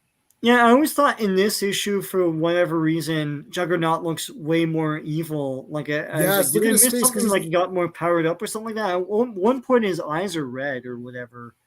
I won't tell him. All right. Okay, so yeah, it's like he looks really evil here, right? Yeah. And then he doesn't have pupils there, and here comes Spider-Man. Here comes Spider-Man, and now so the thing is that this actually continues in Spider-Man. It's the Spider-Man, yeah. And that's the last Todd McFarlane issue, right? And that's the one where that's sideways. He wanted, I think, Shatter Star to stab. Yes. So Shatter Star was supposed to. There's a panel where Shatter Star's sword just gonna stab Juggernaut's eye. Right, and then they didn't want that, so then he makes it where it's like just like an inch away. Yeah. And then that's when Todd McFarlane left, and then that was the beginning of the Todd McFarlane's like, that's not the real reason I left. I just used it as an excuse. But because we always thought he was a crybaby for that, right? So yeah. We love old Bearby. I don't think we've ever had you on here before, have we? Yeah. Thanks for joining the stream, man. Well, we talk about 90s comics. We love him. Sean and I love them. Yeah. I've been following Rob Liefeld since X-Force 1. I like everything. Yeah. And again, this is this theory of he seems fine to me. I'm listening to his podcast. I've listened to the first podcast he did, never missed an episode. I've heard them all. Tomorrow, I can't wait for tomorrow's. It's like, so I don't know where like this big hatred of him came from. Maybe because he was younger. Like he's only 10 years older than us. So I guess people were just pissed. It's because I think people saw him as a spoiled brat at the time. He wasn't a classically trained artist. He just like was self-taught. Right. But and some of his stuff looked wonky to people, and they're like, well, like who is his ass? And like he I guess people saw him as he didn't pay his dues. He did a comics for a long time. Yeah. And they thought he was just some fly-by-night superstar. And it's like, well, this guy sucks, right? But like he was in comics for a bit before that, and it got shot on by lots of people. So yeah, he paid his dues too. Like I don't understand what you're talking about. And the other thing too is like I never get this idea that it's like, oh, everyone thinks he's bad, but he sold 5 million copies. Dude, every time, I will say this, every time because I have my pull list. My pull list just says Rob Liefeld anything. Yeah. So all covers, like anything he does, just get it for me. Yeah. Legit, it sells out every time, man. So they missed one. My comic shop missed one of the Rob Liefeld things. Yeah. I don't remember what it was. And I went in and he's like, they forgot to give you the Rob cover. I was like, fuck. And I'm like, it's like, they're like, yeah, it's gone.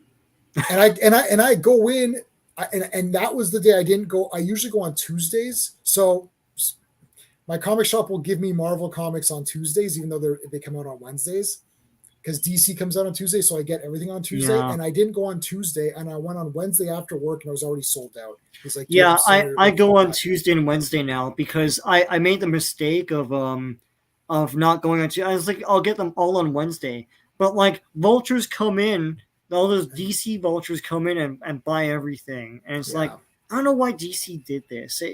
That's really irritating. Up, man. It's so stupid. No, that's irritating. Yeah. But yeah, Rob stuff sells out.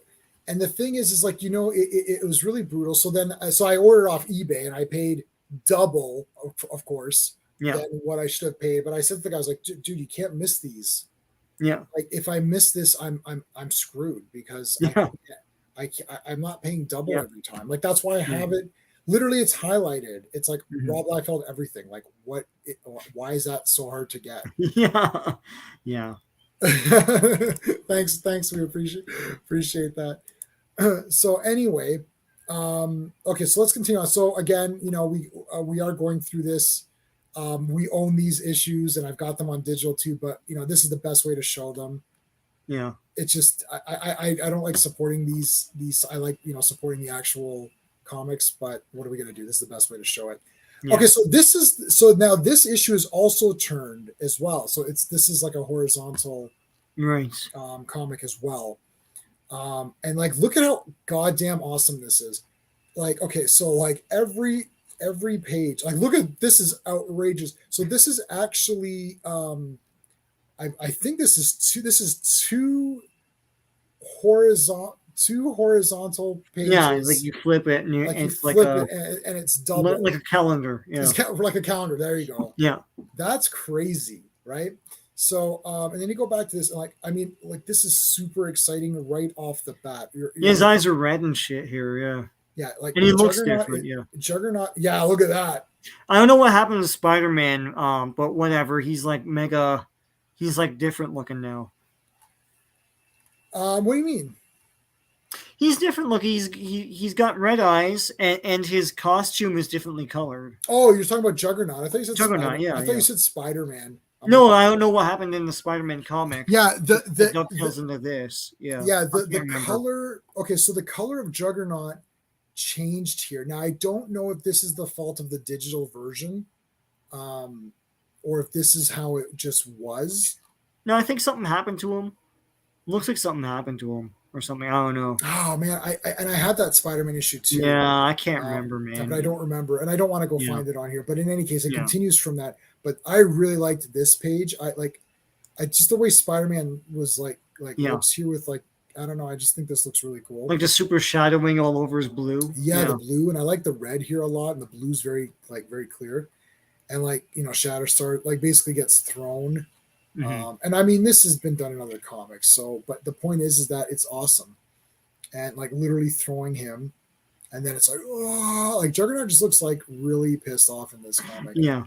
And look at Cable, man. This is outrageous. Where is this awesome armor? Buy my new suit at the latest comic book store thing. Yeah, I have the one that's the brownish armor.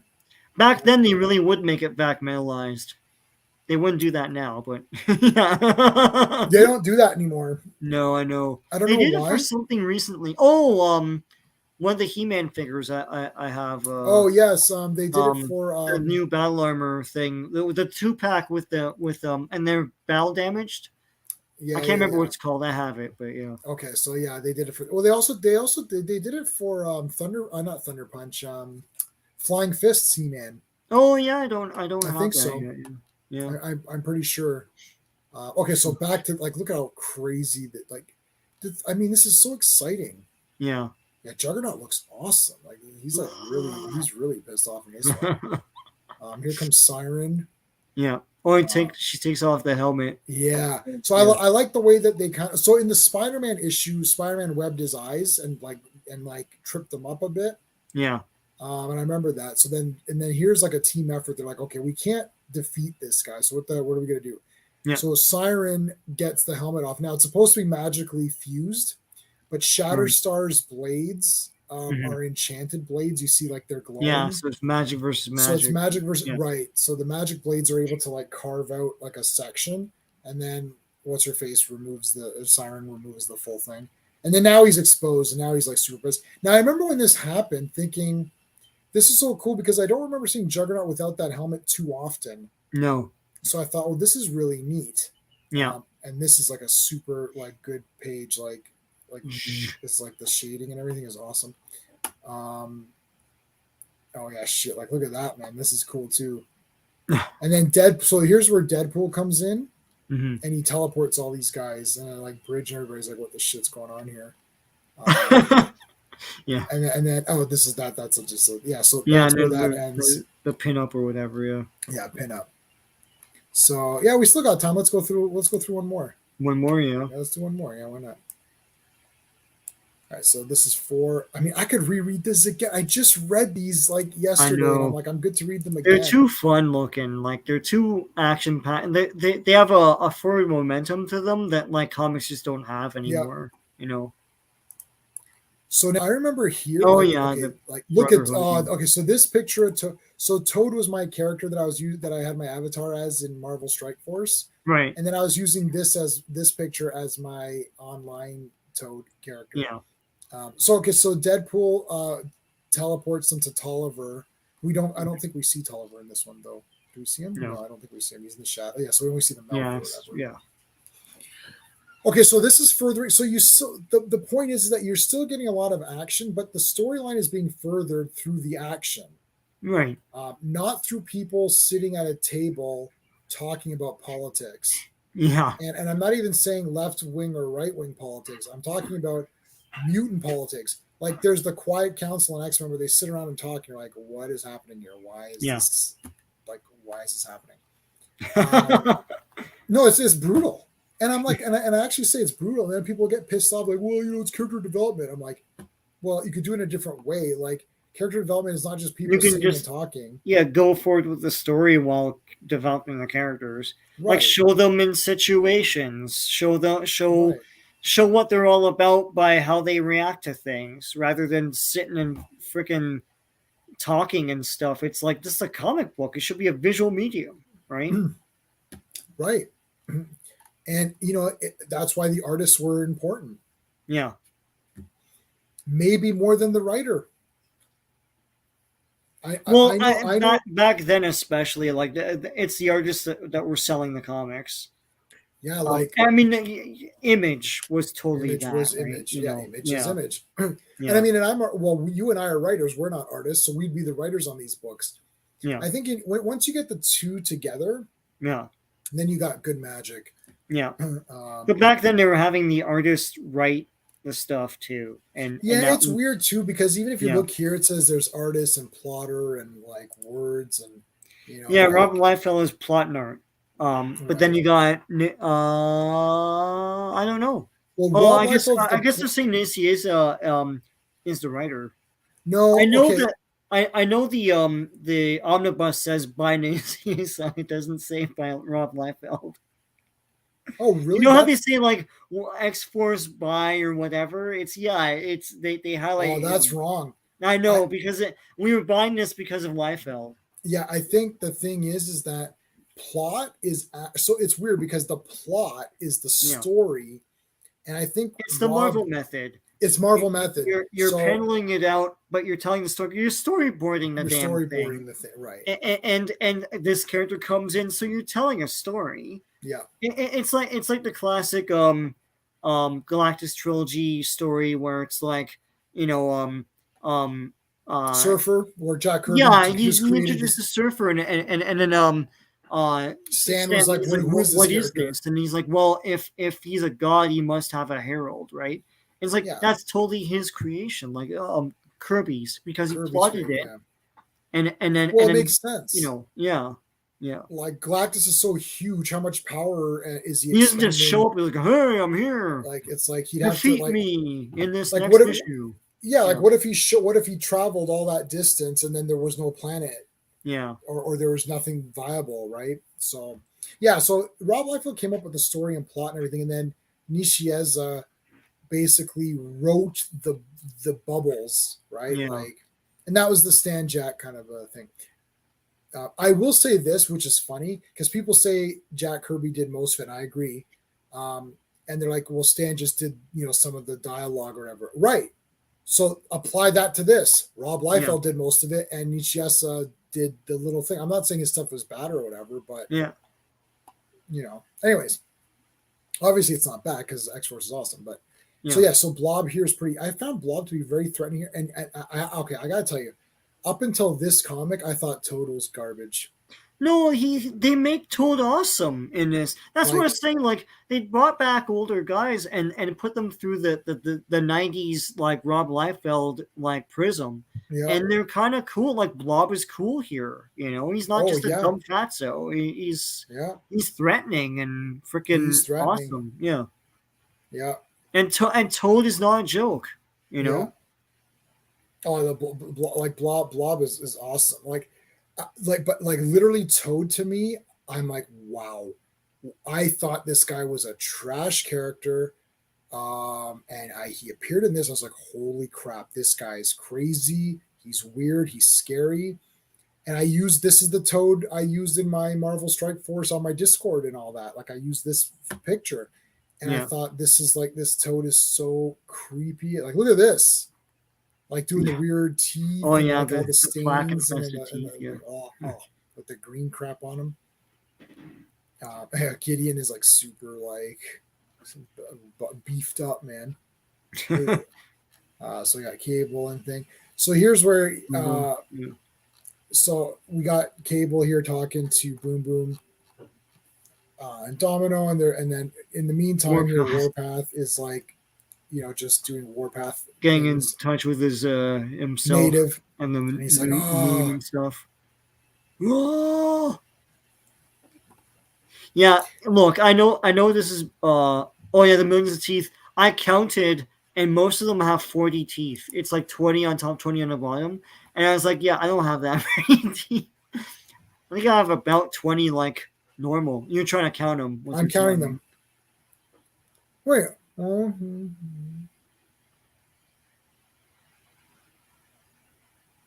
It's not that many. I think I have like 16 or something, so that's not too bad. I have 14 up top and bottom.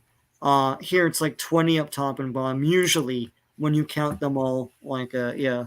But again, you have to understand the way that it's artistry. It's like, yeah, it's like it's not supposed to imitate life, Yeah, it's supposed to be like you have a lot of teeth and it's menacing. It's like that Cheshire Cat. That's what. Yeah, no one criticizes manga and old Disney movies for the wide eyes. Right. It's like it's expressing something, right? Right, and manga does this. And the thing is, Rob Liefeld's those guys, all of them, the Image guys, their products are of a very unique time. Yeah, because it's like manga wasn't really super known, right? So it's like you had to be sort of a nerd for it. Like you had to be like one of these guys who's like specifically, I like manga. And they love all that. And then they like the old school comic guys too. So it's like they like Jack, they like Jack Kirby, they like Neil Adams, they like all these guys, and then they also like all the mangakas. So all of a sudden you've got this weird, it's like you've got the colors and like sort of like the lines and everything of like the Kirby's and all that, but then you've got the expression and paneling layouts of manga. Yeah. So it's kind of weird. And it worked for me big time because I was a bit of an anime guy, and I was one of the only guys that was an anime guy when I was growing up. And I liked the classic comic art. So this was just like, it just kind of like, this is neat. Like to me, it was obviously like, so that's did you hear that? Zardon's calling you. Yeah. I know. You know what's funny is that I have it's my I had the Power Rangers. That's my everything. It's like everybody knows. Everybody knows. It's like, hey, it's yeah. Yes, Sordon. What is it? It's like, oh no, it's Rita. Anywho, that really all worked out perfectly for this time period, and I miss all of this, and I don't think anybody today. First of all, I can't name anybody today.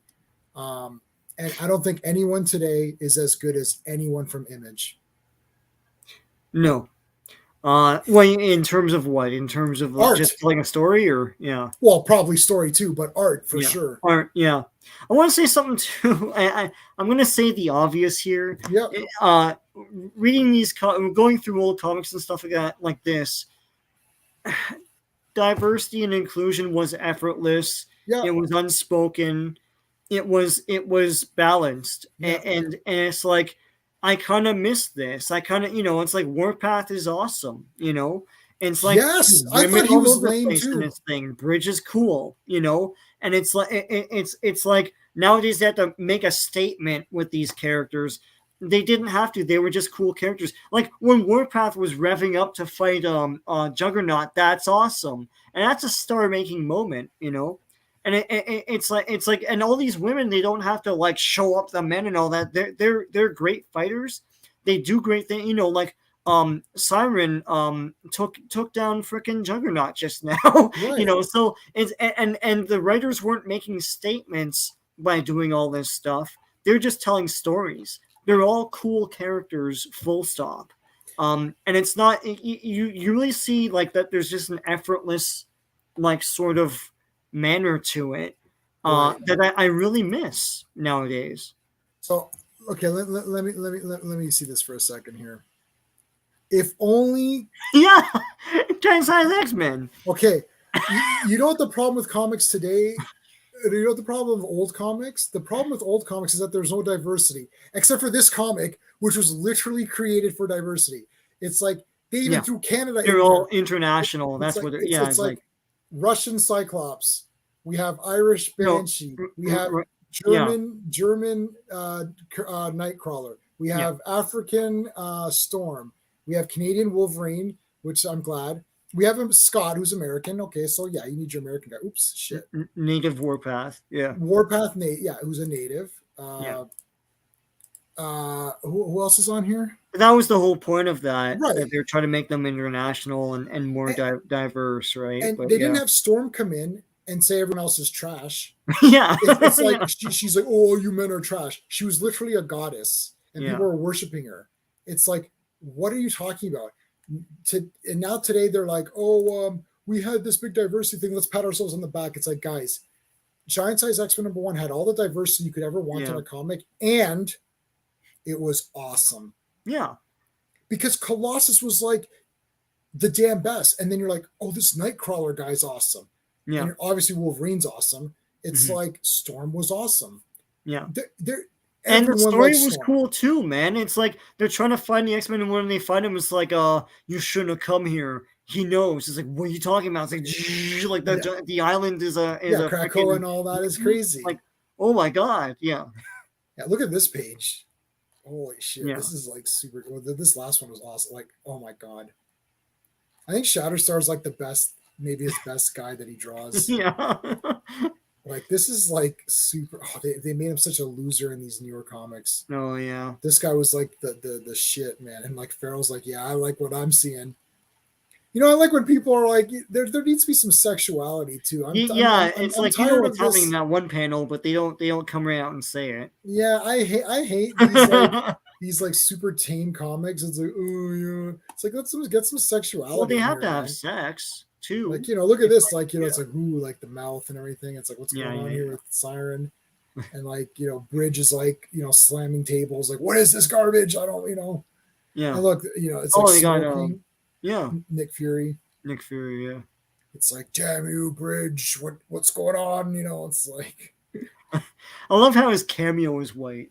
It's like the white cameo. Yeah, that's awesome. The 90s. That's the other thing too. They're really reflecting the times. Like they sort of like they had the 90s hairstyles and stuff like that in these newer comics from these newer people, which we weren't really getting before that.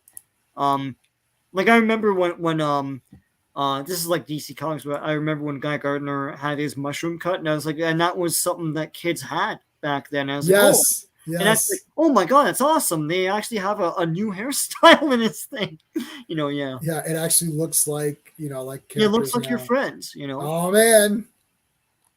So the whole point of this issue is to get that guy to transform or whatever. That purple pants. Yeah, that was the whole point. Let's do one more quick one. And okay. Because these get really addictive. It's like Lay's. You can't just have one, right? Yeah. Oh yeah. Oh god. Yeah. I can do a whole bag. All right. X-Force. Oh, like this is like the friggin' best. So look at this ape action pose. It's like this is a great panel. Yeah. Like look at that, man. That's awesome. And then here you go. Here's all your guys. It's like Cable's like, oh, we're getting ready for a crossover, yeah. They are, man. Like, here's your players. Like, look at the Blob, man. What a great panel here for these for the Brotherhood. The villains here, yeah. Like, super cool.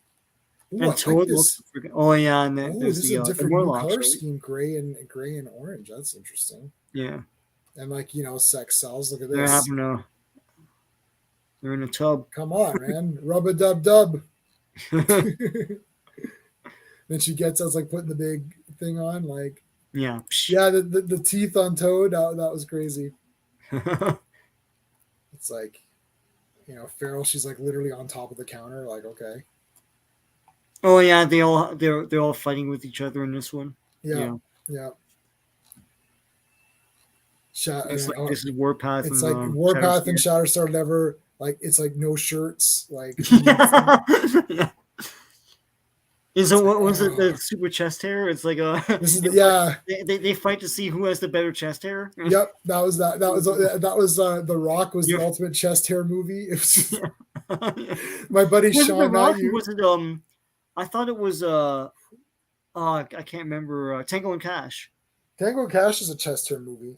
Yeah. We should do chest hair movie reviews. It's like who's got the more chest hair? Like, oh, got that. Yeah, he does. Yeah, you got to be careful. Yeah, so it's like this is like I have more chest hair than you. No, I do. Beat the shit out of him. Like, and then they did that. Who get Warpath? Okay, and then he's gonna help him up. Yeah, see that's cool. And then these ass wipes because they're men, and just working off some steam. But yeah, exactly. Yeah, man, Sauron or whatever. That's super cool. Yeah, he looks great here. Yeah, I can't believe how threatening Toad is. Yeah, no, they made them cool. That's something that people like. I think X-Force is unsung. People don't really give it a lot of praise. Hey, Chris, thanks for popping in. Yeah, Sean and I, or a different Sean, came up with the thing of the chest hair movie, so I just stole that from my buddy. So we just call it a chest hair movie. Yes, that's from. Which one is it? Yeah. Yeah, I know which one it is. It's. I can't remember the name. I have it because I have all the Bruce Lee movies. There's only like 5, so it's not like there's that many. I've got that Blu-ray that pack of the whole thing or whatever. Oh, I've got the old one which gave you the Game of Death, his cut or whatever. Oh yeah, Way of the Dragon. Yeah. No, it's Way of the Dragon. Way of the Dragon is the one with what's his face? Chuck Norris. Enter the Dragon, of course. Yeah, that's movie's genius. I think Way of the Dragon is one. Oh shit, that was that fast? Yeah. That's already this issue. Wow. Well, they fight each other, and then the guys come and they try to fight those guys, and then it's like continued in the next issue. Oh my god. Well, we have to go to the next one now because this is okay. Dude, that's what I'm saying. We just read 6 issues and like we're just like we have to get to the next one. Like yeah. Okay, now this is one of my favorite covers. Okay, well, yeah. Yes, I remember this tease. It's like somebody dies. Yeah. Yeah. I exit the chest here. I was gonna get this as a tattoo. Like this just would have been so cool. Oh yeah. I always thought Cable looked awesome here. Like this was just Cable. Oh, let me get rid of that. Yeah, this is awesome. And like, look at Toad, man. Like, but look at the thing is, it's like you like look at Warpath. He's like, oh my god, like he's so angry, and she's like, oh no. It's like Toad's like, ah ha ha ha ha. Like, look how threatening Toad. And this is wicked. Shatter Star's like, okay, let's do it. Still fighting Sauron, yeah. This, oh wow, one page. This has been the out of what issue is this? 7? I think so, yeah. Out of 7 issues, this is the first page that's just panels. Yeah. Of just story, yeah. They had to do one. And it's weird that he resorted to that. He always makes fun of that, but I guess he figured. I guess there's a lot going on back and forth. Yeah, he's like, you know what, I gotta go back to old school times here. Yeah, and that's fine. You have to do that, right? And then this one's a bit more, like, I don't want to say generic, but more regular comic. Yeah. This is wicked, man. Like, oh, that's a great panel there with all the guy, all the team there. Yeah, now we're back to the awesome. His gun always has to be smoking. It just has to, even if he's never fired it, it's got like crap coming out of it. Yeah. And Pyro here with Pyro, classic characters remade for this. Done in the Rob Liefeld style. You really feel like the people here. That's one thing that anime does, or anime I get, but manga does, where you're like, oh, and this is why you need those lines in the back, and you need to have the face, you need to have like the thing going, no, and like people say, well, where's the background here? Well, what, you don't know where they are? This is art, and they're trying to express something with their art. It's not all, they're not trying to, like, if you want realistic pictures, we'll just take a picture of a girl going, ah, and then there's your panel. Right. It's like, this is art. It's like, let's convey that, like, yeah, there's force, concussive force coming from this woman, and we'll draw lines like that, Yeah. And like Toad, like, look at that. He's geared up now. Yeah. You haven't seen Shatterstar with guns. Did we? I don't think he's been using just the swords, but then they leveled them up here. And then he's got the Liefeld guns, the weird like big briefcase with a handle. I do like those. Yeah. Yeah, like this briefcase gun. It's like a big tote bag, but with a gun handle. I mean, it just like, and it's so funny. People get angry over it. It's like, well, do you want him to just hold a normal gun?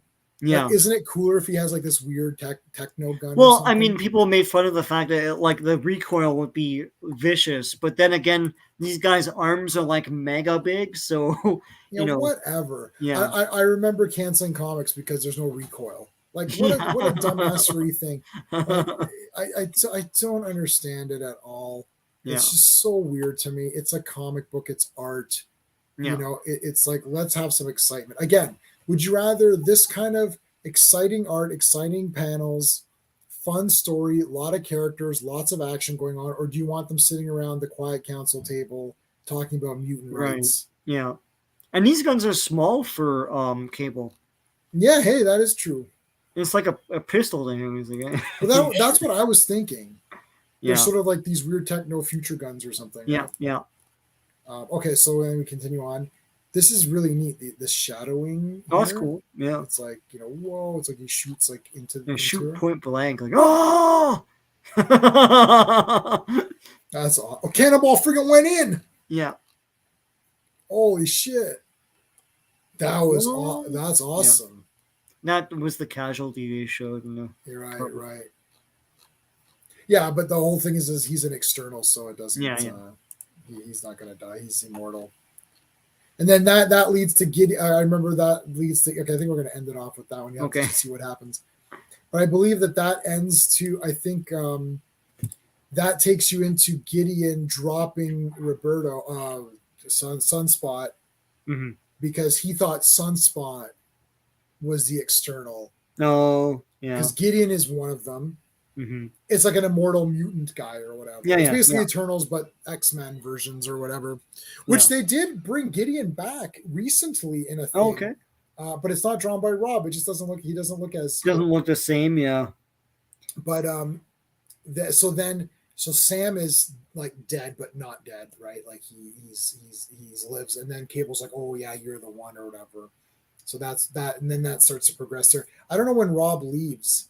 I don't know what his last issue is of X-Force. No, I can't remember. But I mean, I don't know. Is there not a by Rob cover? Because usually they did that kind of thing when they were leaving. Let's see. I wonder if I can go. Last Rob Liefeld X-Force. Yeah, last Rob Liefeld X-Force. Oh, I got this kill shot. Yeah.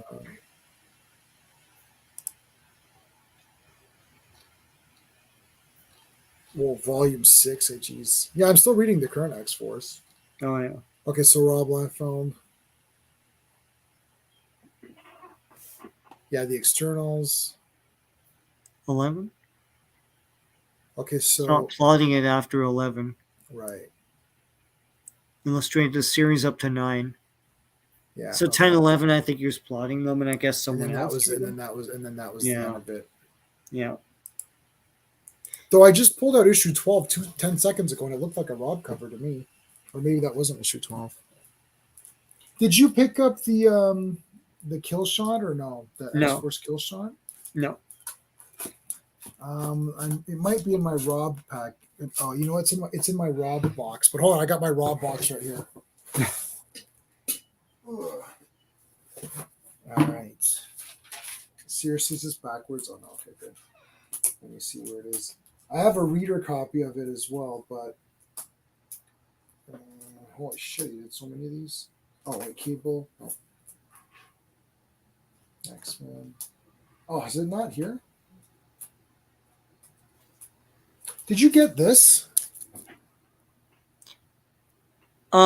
No, I didn't. I remember when you bought that. Yeah, I should get that. It's pretty neat. Oh, yeah. Here's X-Force. Oh, you know what? So I actually what I do is I usually tape them together. So this is like all taped up. Right. Yeah. So this is Kill Shot, and I bought every cover. Wow. And I bought another copy as a reader copy. Unfortunately, I think it's in my other box. God, how many covers were there? 1 per character. Okay. Yeah. And what's this pack? Oh, that's Snake Eyes. Did you get Snake Eyes? I did, yeah. Yep. Of course. So I missed issue 2. Oh, that's it. That's the one that was missed. Yeah. Remember I said I missed one? Snake Eyes 2? Snake Eyes 2 was missed. Oh, yeah. So I actually bought that off Rob's website signed. Yeah. So I'm waiting for that to ship or whatever. Oh, yeah. I know. Yeah. The current X-Force is like really not gonna, it's not really, doing anything for me. Scott Armstrong and Cable. Do you know what the real Scott Armstrong and Cable? They're real on Cable. They're all the same as strong as they need to be. Oh, nice. Yeah. So I don't have my reader copy here. I thought I had my reader copy here. Yeah. And the thing is, it's like, because it's just easier for me to put everything into one. Yeah. Like I just have like one pack of it or whatever. So that's why. And it's easier for me to find stuff that way too. Yeah. Damn, I don't have my reader copy here. That seems so weird to me. I don't know why my kill shot. I wanted to show you I wonder if it's on here. You think it's on that site? Probably. Almost everything is, so. Yeah, okay, so let me see. Read. Oh, I gotta do read all comics. I find that this one's better than the other one. Yeah. Let me add that to favorites.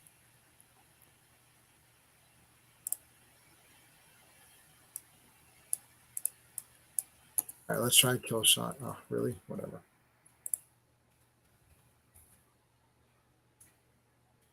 If it brings up anything. Yeah, I'd be surprised because that's brand new.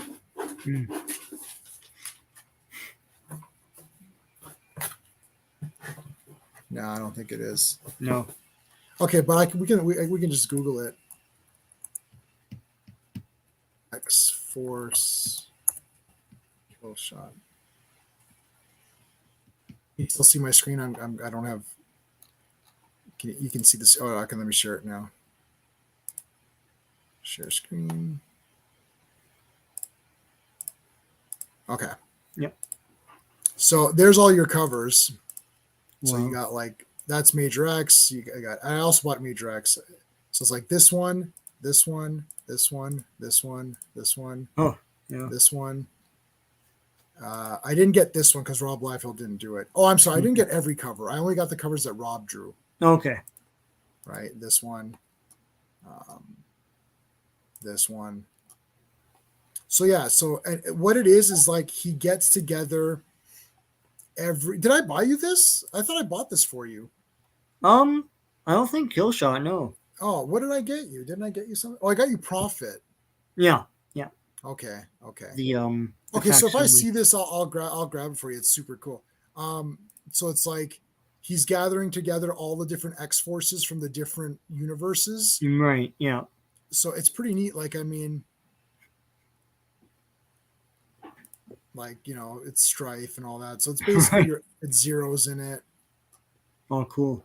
And like literally, this thing was like crazy. And you won't get any Rob covers because the Rob covers all sold out. Yeah. But you can still get the like there's a lot of regular covers. My shop orders quite a lot of copies of stuff. So you just can't get the Rob cover anymore, but you can definitely get like, you know, like the other guy's covers. But the interior is Rob's anyway. Right. Like he drew it anyways. Oh, that's cool, yeah. Yeah, so it's super worth having. So they did have him back. So that's cool. They had him back for that, for the anniversary, and then he's been doing the anniversary things. And I think he's doing I just saw something he's doing. Oh, he's doing a New Mutants cover. Okay. Which I collect New Mutants anyway, so I'll get that.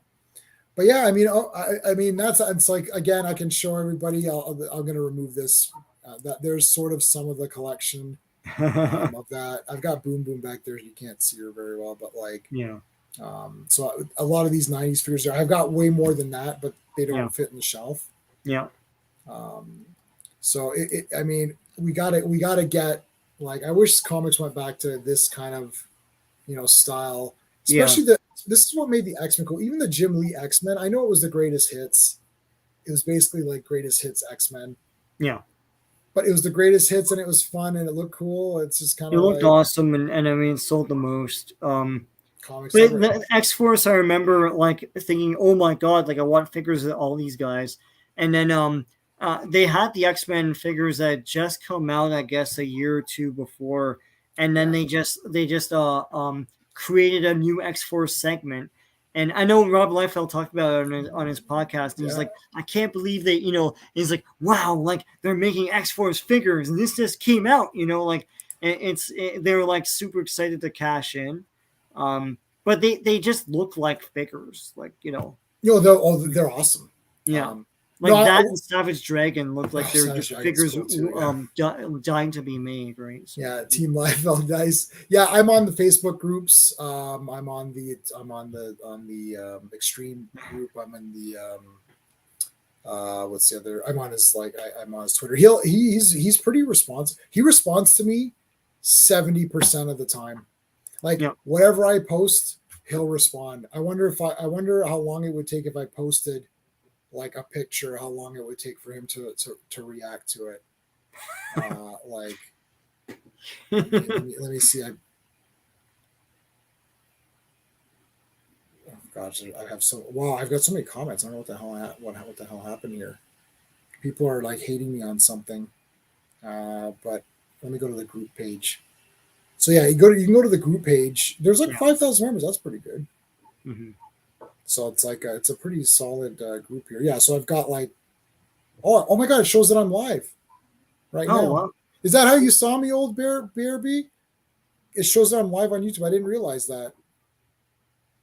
Wait a minute, it would, wouldn't it? Yeah, I didn't realize it was going to show it that way. Like I didn't know, you know, it would show me. Yeah, Rob Liefeld liked my tweet. Like I posted that picture that I just posted. Yeah, I posted that on the Facebook group just to say, hey, you know, my updated collection, and literally, Rob Liefeld was like the third or fourth person to like it. Yeah, this is what I'm saying. The guy is on there all the time. Mm-hmm. Right. So and see, look, it shows you live. Yeah. Oh my God. That's crazy. So you saw me. Well, thanks for coming in, man. That's awesome. So I didn't even realize that it shows you in groups because I'm part of that group or whatever. Well, in groups it does. Oh, wow. Yeah. That's crazy. 4 subs awake. Okay, give Comic Relief Crusader. He's a fan of all this stuff. Comic, put your link in there. But I think I'm subscribed to you. So hold on. Yeah, I am too. Yeah.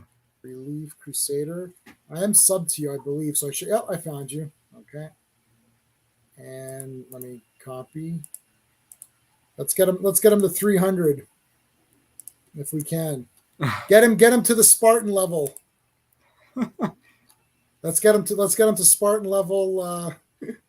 Thank you, old Barbie. That's awesome, man. We appreciate that.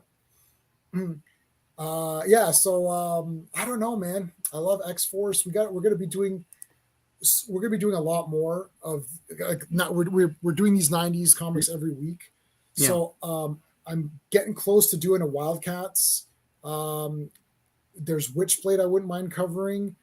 Brigade, 100% Brigade, 100% Youngblood, 100% Team Youngblood. Yeah. What's the other one? Oh, Bloodstrike.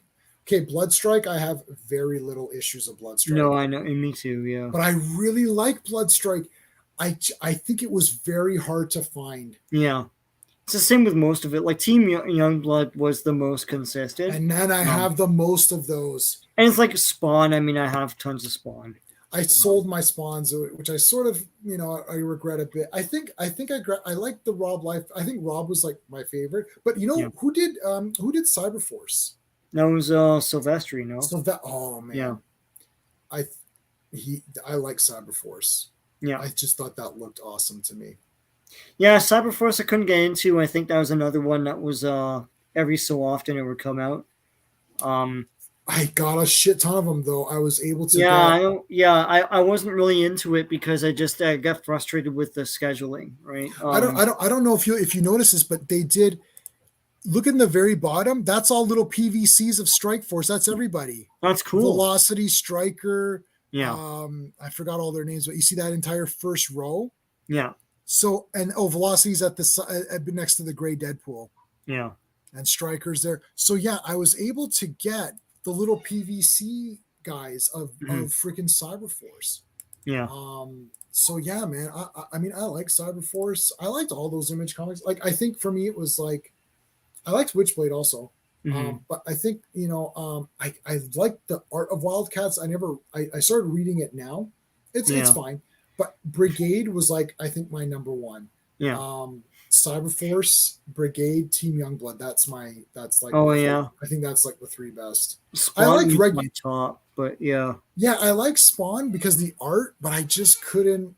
I don't know. I read every issue, so that's great. I mean, I recognize that it was not great, but like I loved every issue. Yeah. I had the first 40. Yeah. I'm missing some, but like I'll get them. You can still get them, They're not. Yeah, I sold that collection. I didn't get anything great for it, but no. I kind of regret selling it now because I thought it would have been cool to have. I only regret selling my Spawn comics and my Image and Spawn comics because I had to rebuy a lot of these. Actually, a lot of the ones that I have now I had to rebuy.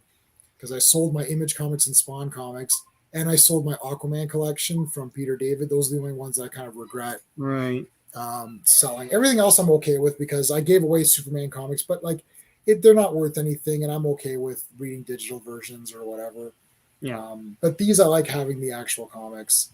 Yeah. But okay, guys, we're gonna end it off there. Saturday night, we're going to be back live in the Phantom Zone, so not 90s comics. We're going to talk about Ms. Marvel. We're going to talk about Kenobi. We're going to talk about Black Adam. We're going to talk about freaking The Boys, if I should be caught up. Yeah. Talk about Orville if you want. I like that a lot. What else is out there? Superman and Lois. I got to watch that. So we're going to talk about all that stuff, and we'll have open mic so everyone can come in and chat with us and see what their opinions are. Except for WandaVision, I've hated all the Marvel shows. What do I think of Ms. Marvel? Ooh, it's going to be, I don't know. It's one episode, right? It's one episode, so we'll see where we're at. But, and Kenobi's a... Whoo! Yeah. Listen, and I'm going to say this to Steve when he goes on another tangent about it ruining Star Wars. Like, listen, people who have been following Star Wars, I'm not going to say true fans, but people who have been following Star Wars from the beginning have learned to compartmentalize each series and each story because we've had to, right? You know, the cartoons, like everything falls in and out of canon and all that stuff. So, I mean, I accept this as Star Wars, but not the Star Wars.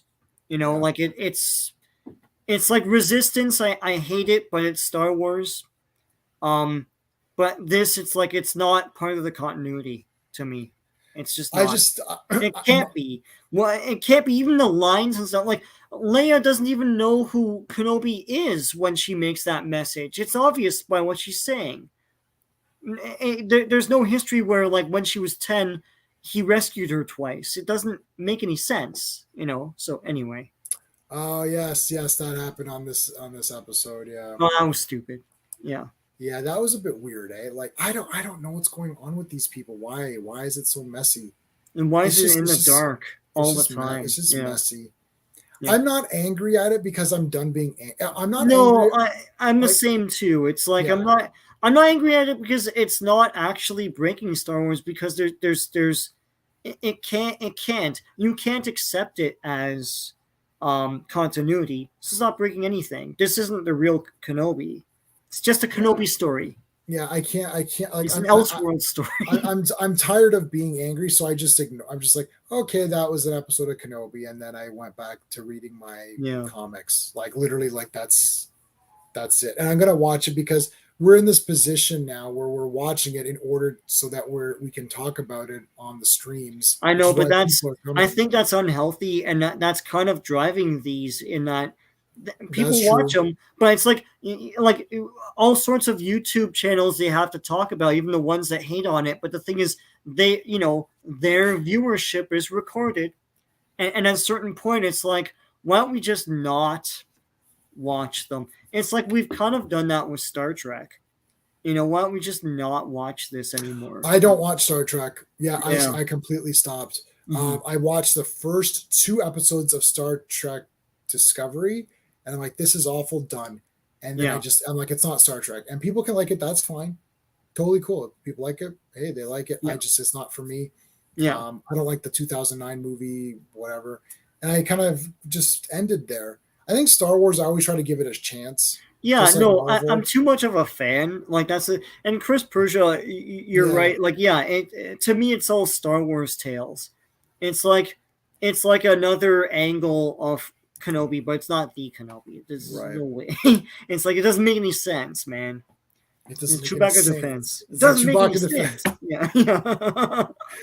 On that note, hope to see you guys on Saturday. If not, we're back here in 1 week to talk more 90s comics. I don't know what the topic's going to be. I'll figure it out. All right, guys. I'm going to leave you with Steve and I do a wrestling thing every Tuesday. So if you're into wrestling, check us out there as well. I'll leave you with our girl Alexa.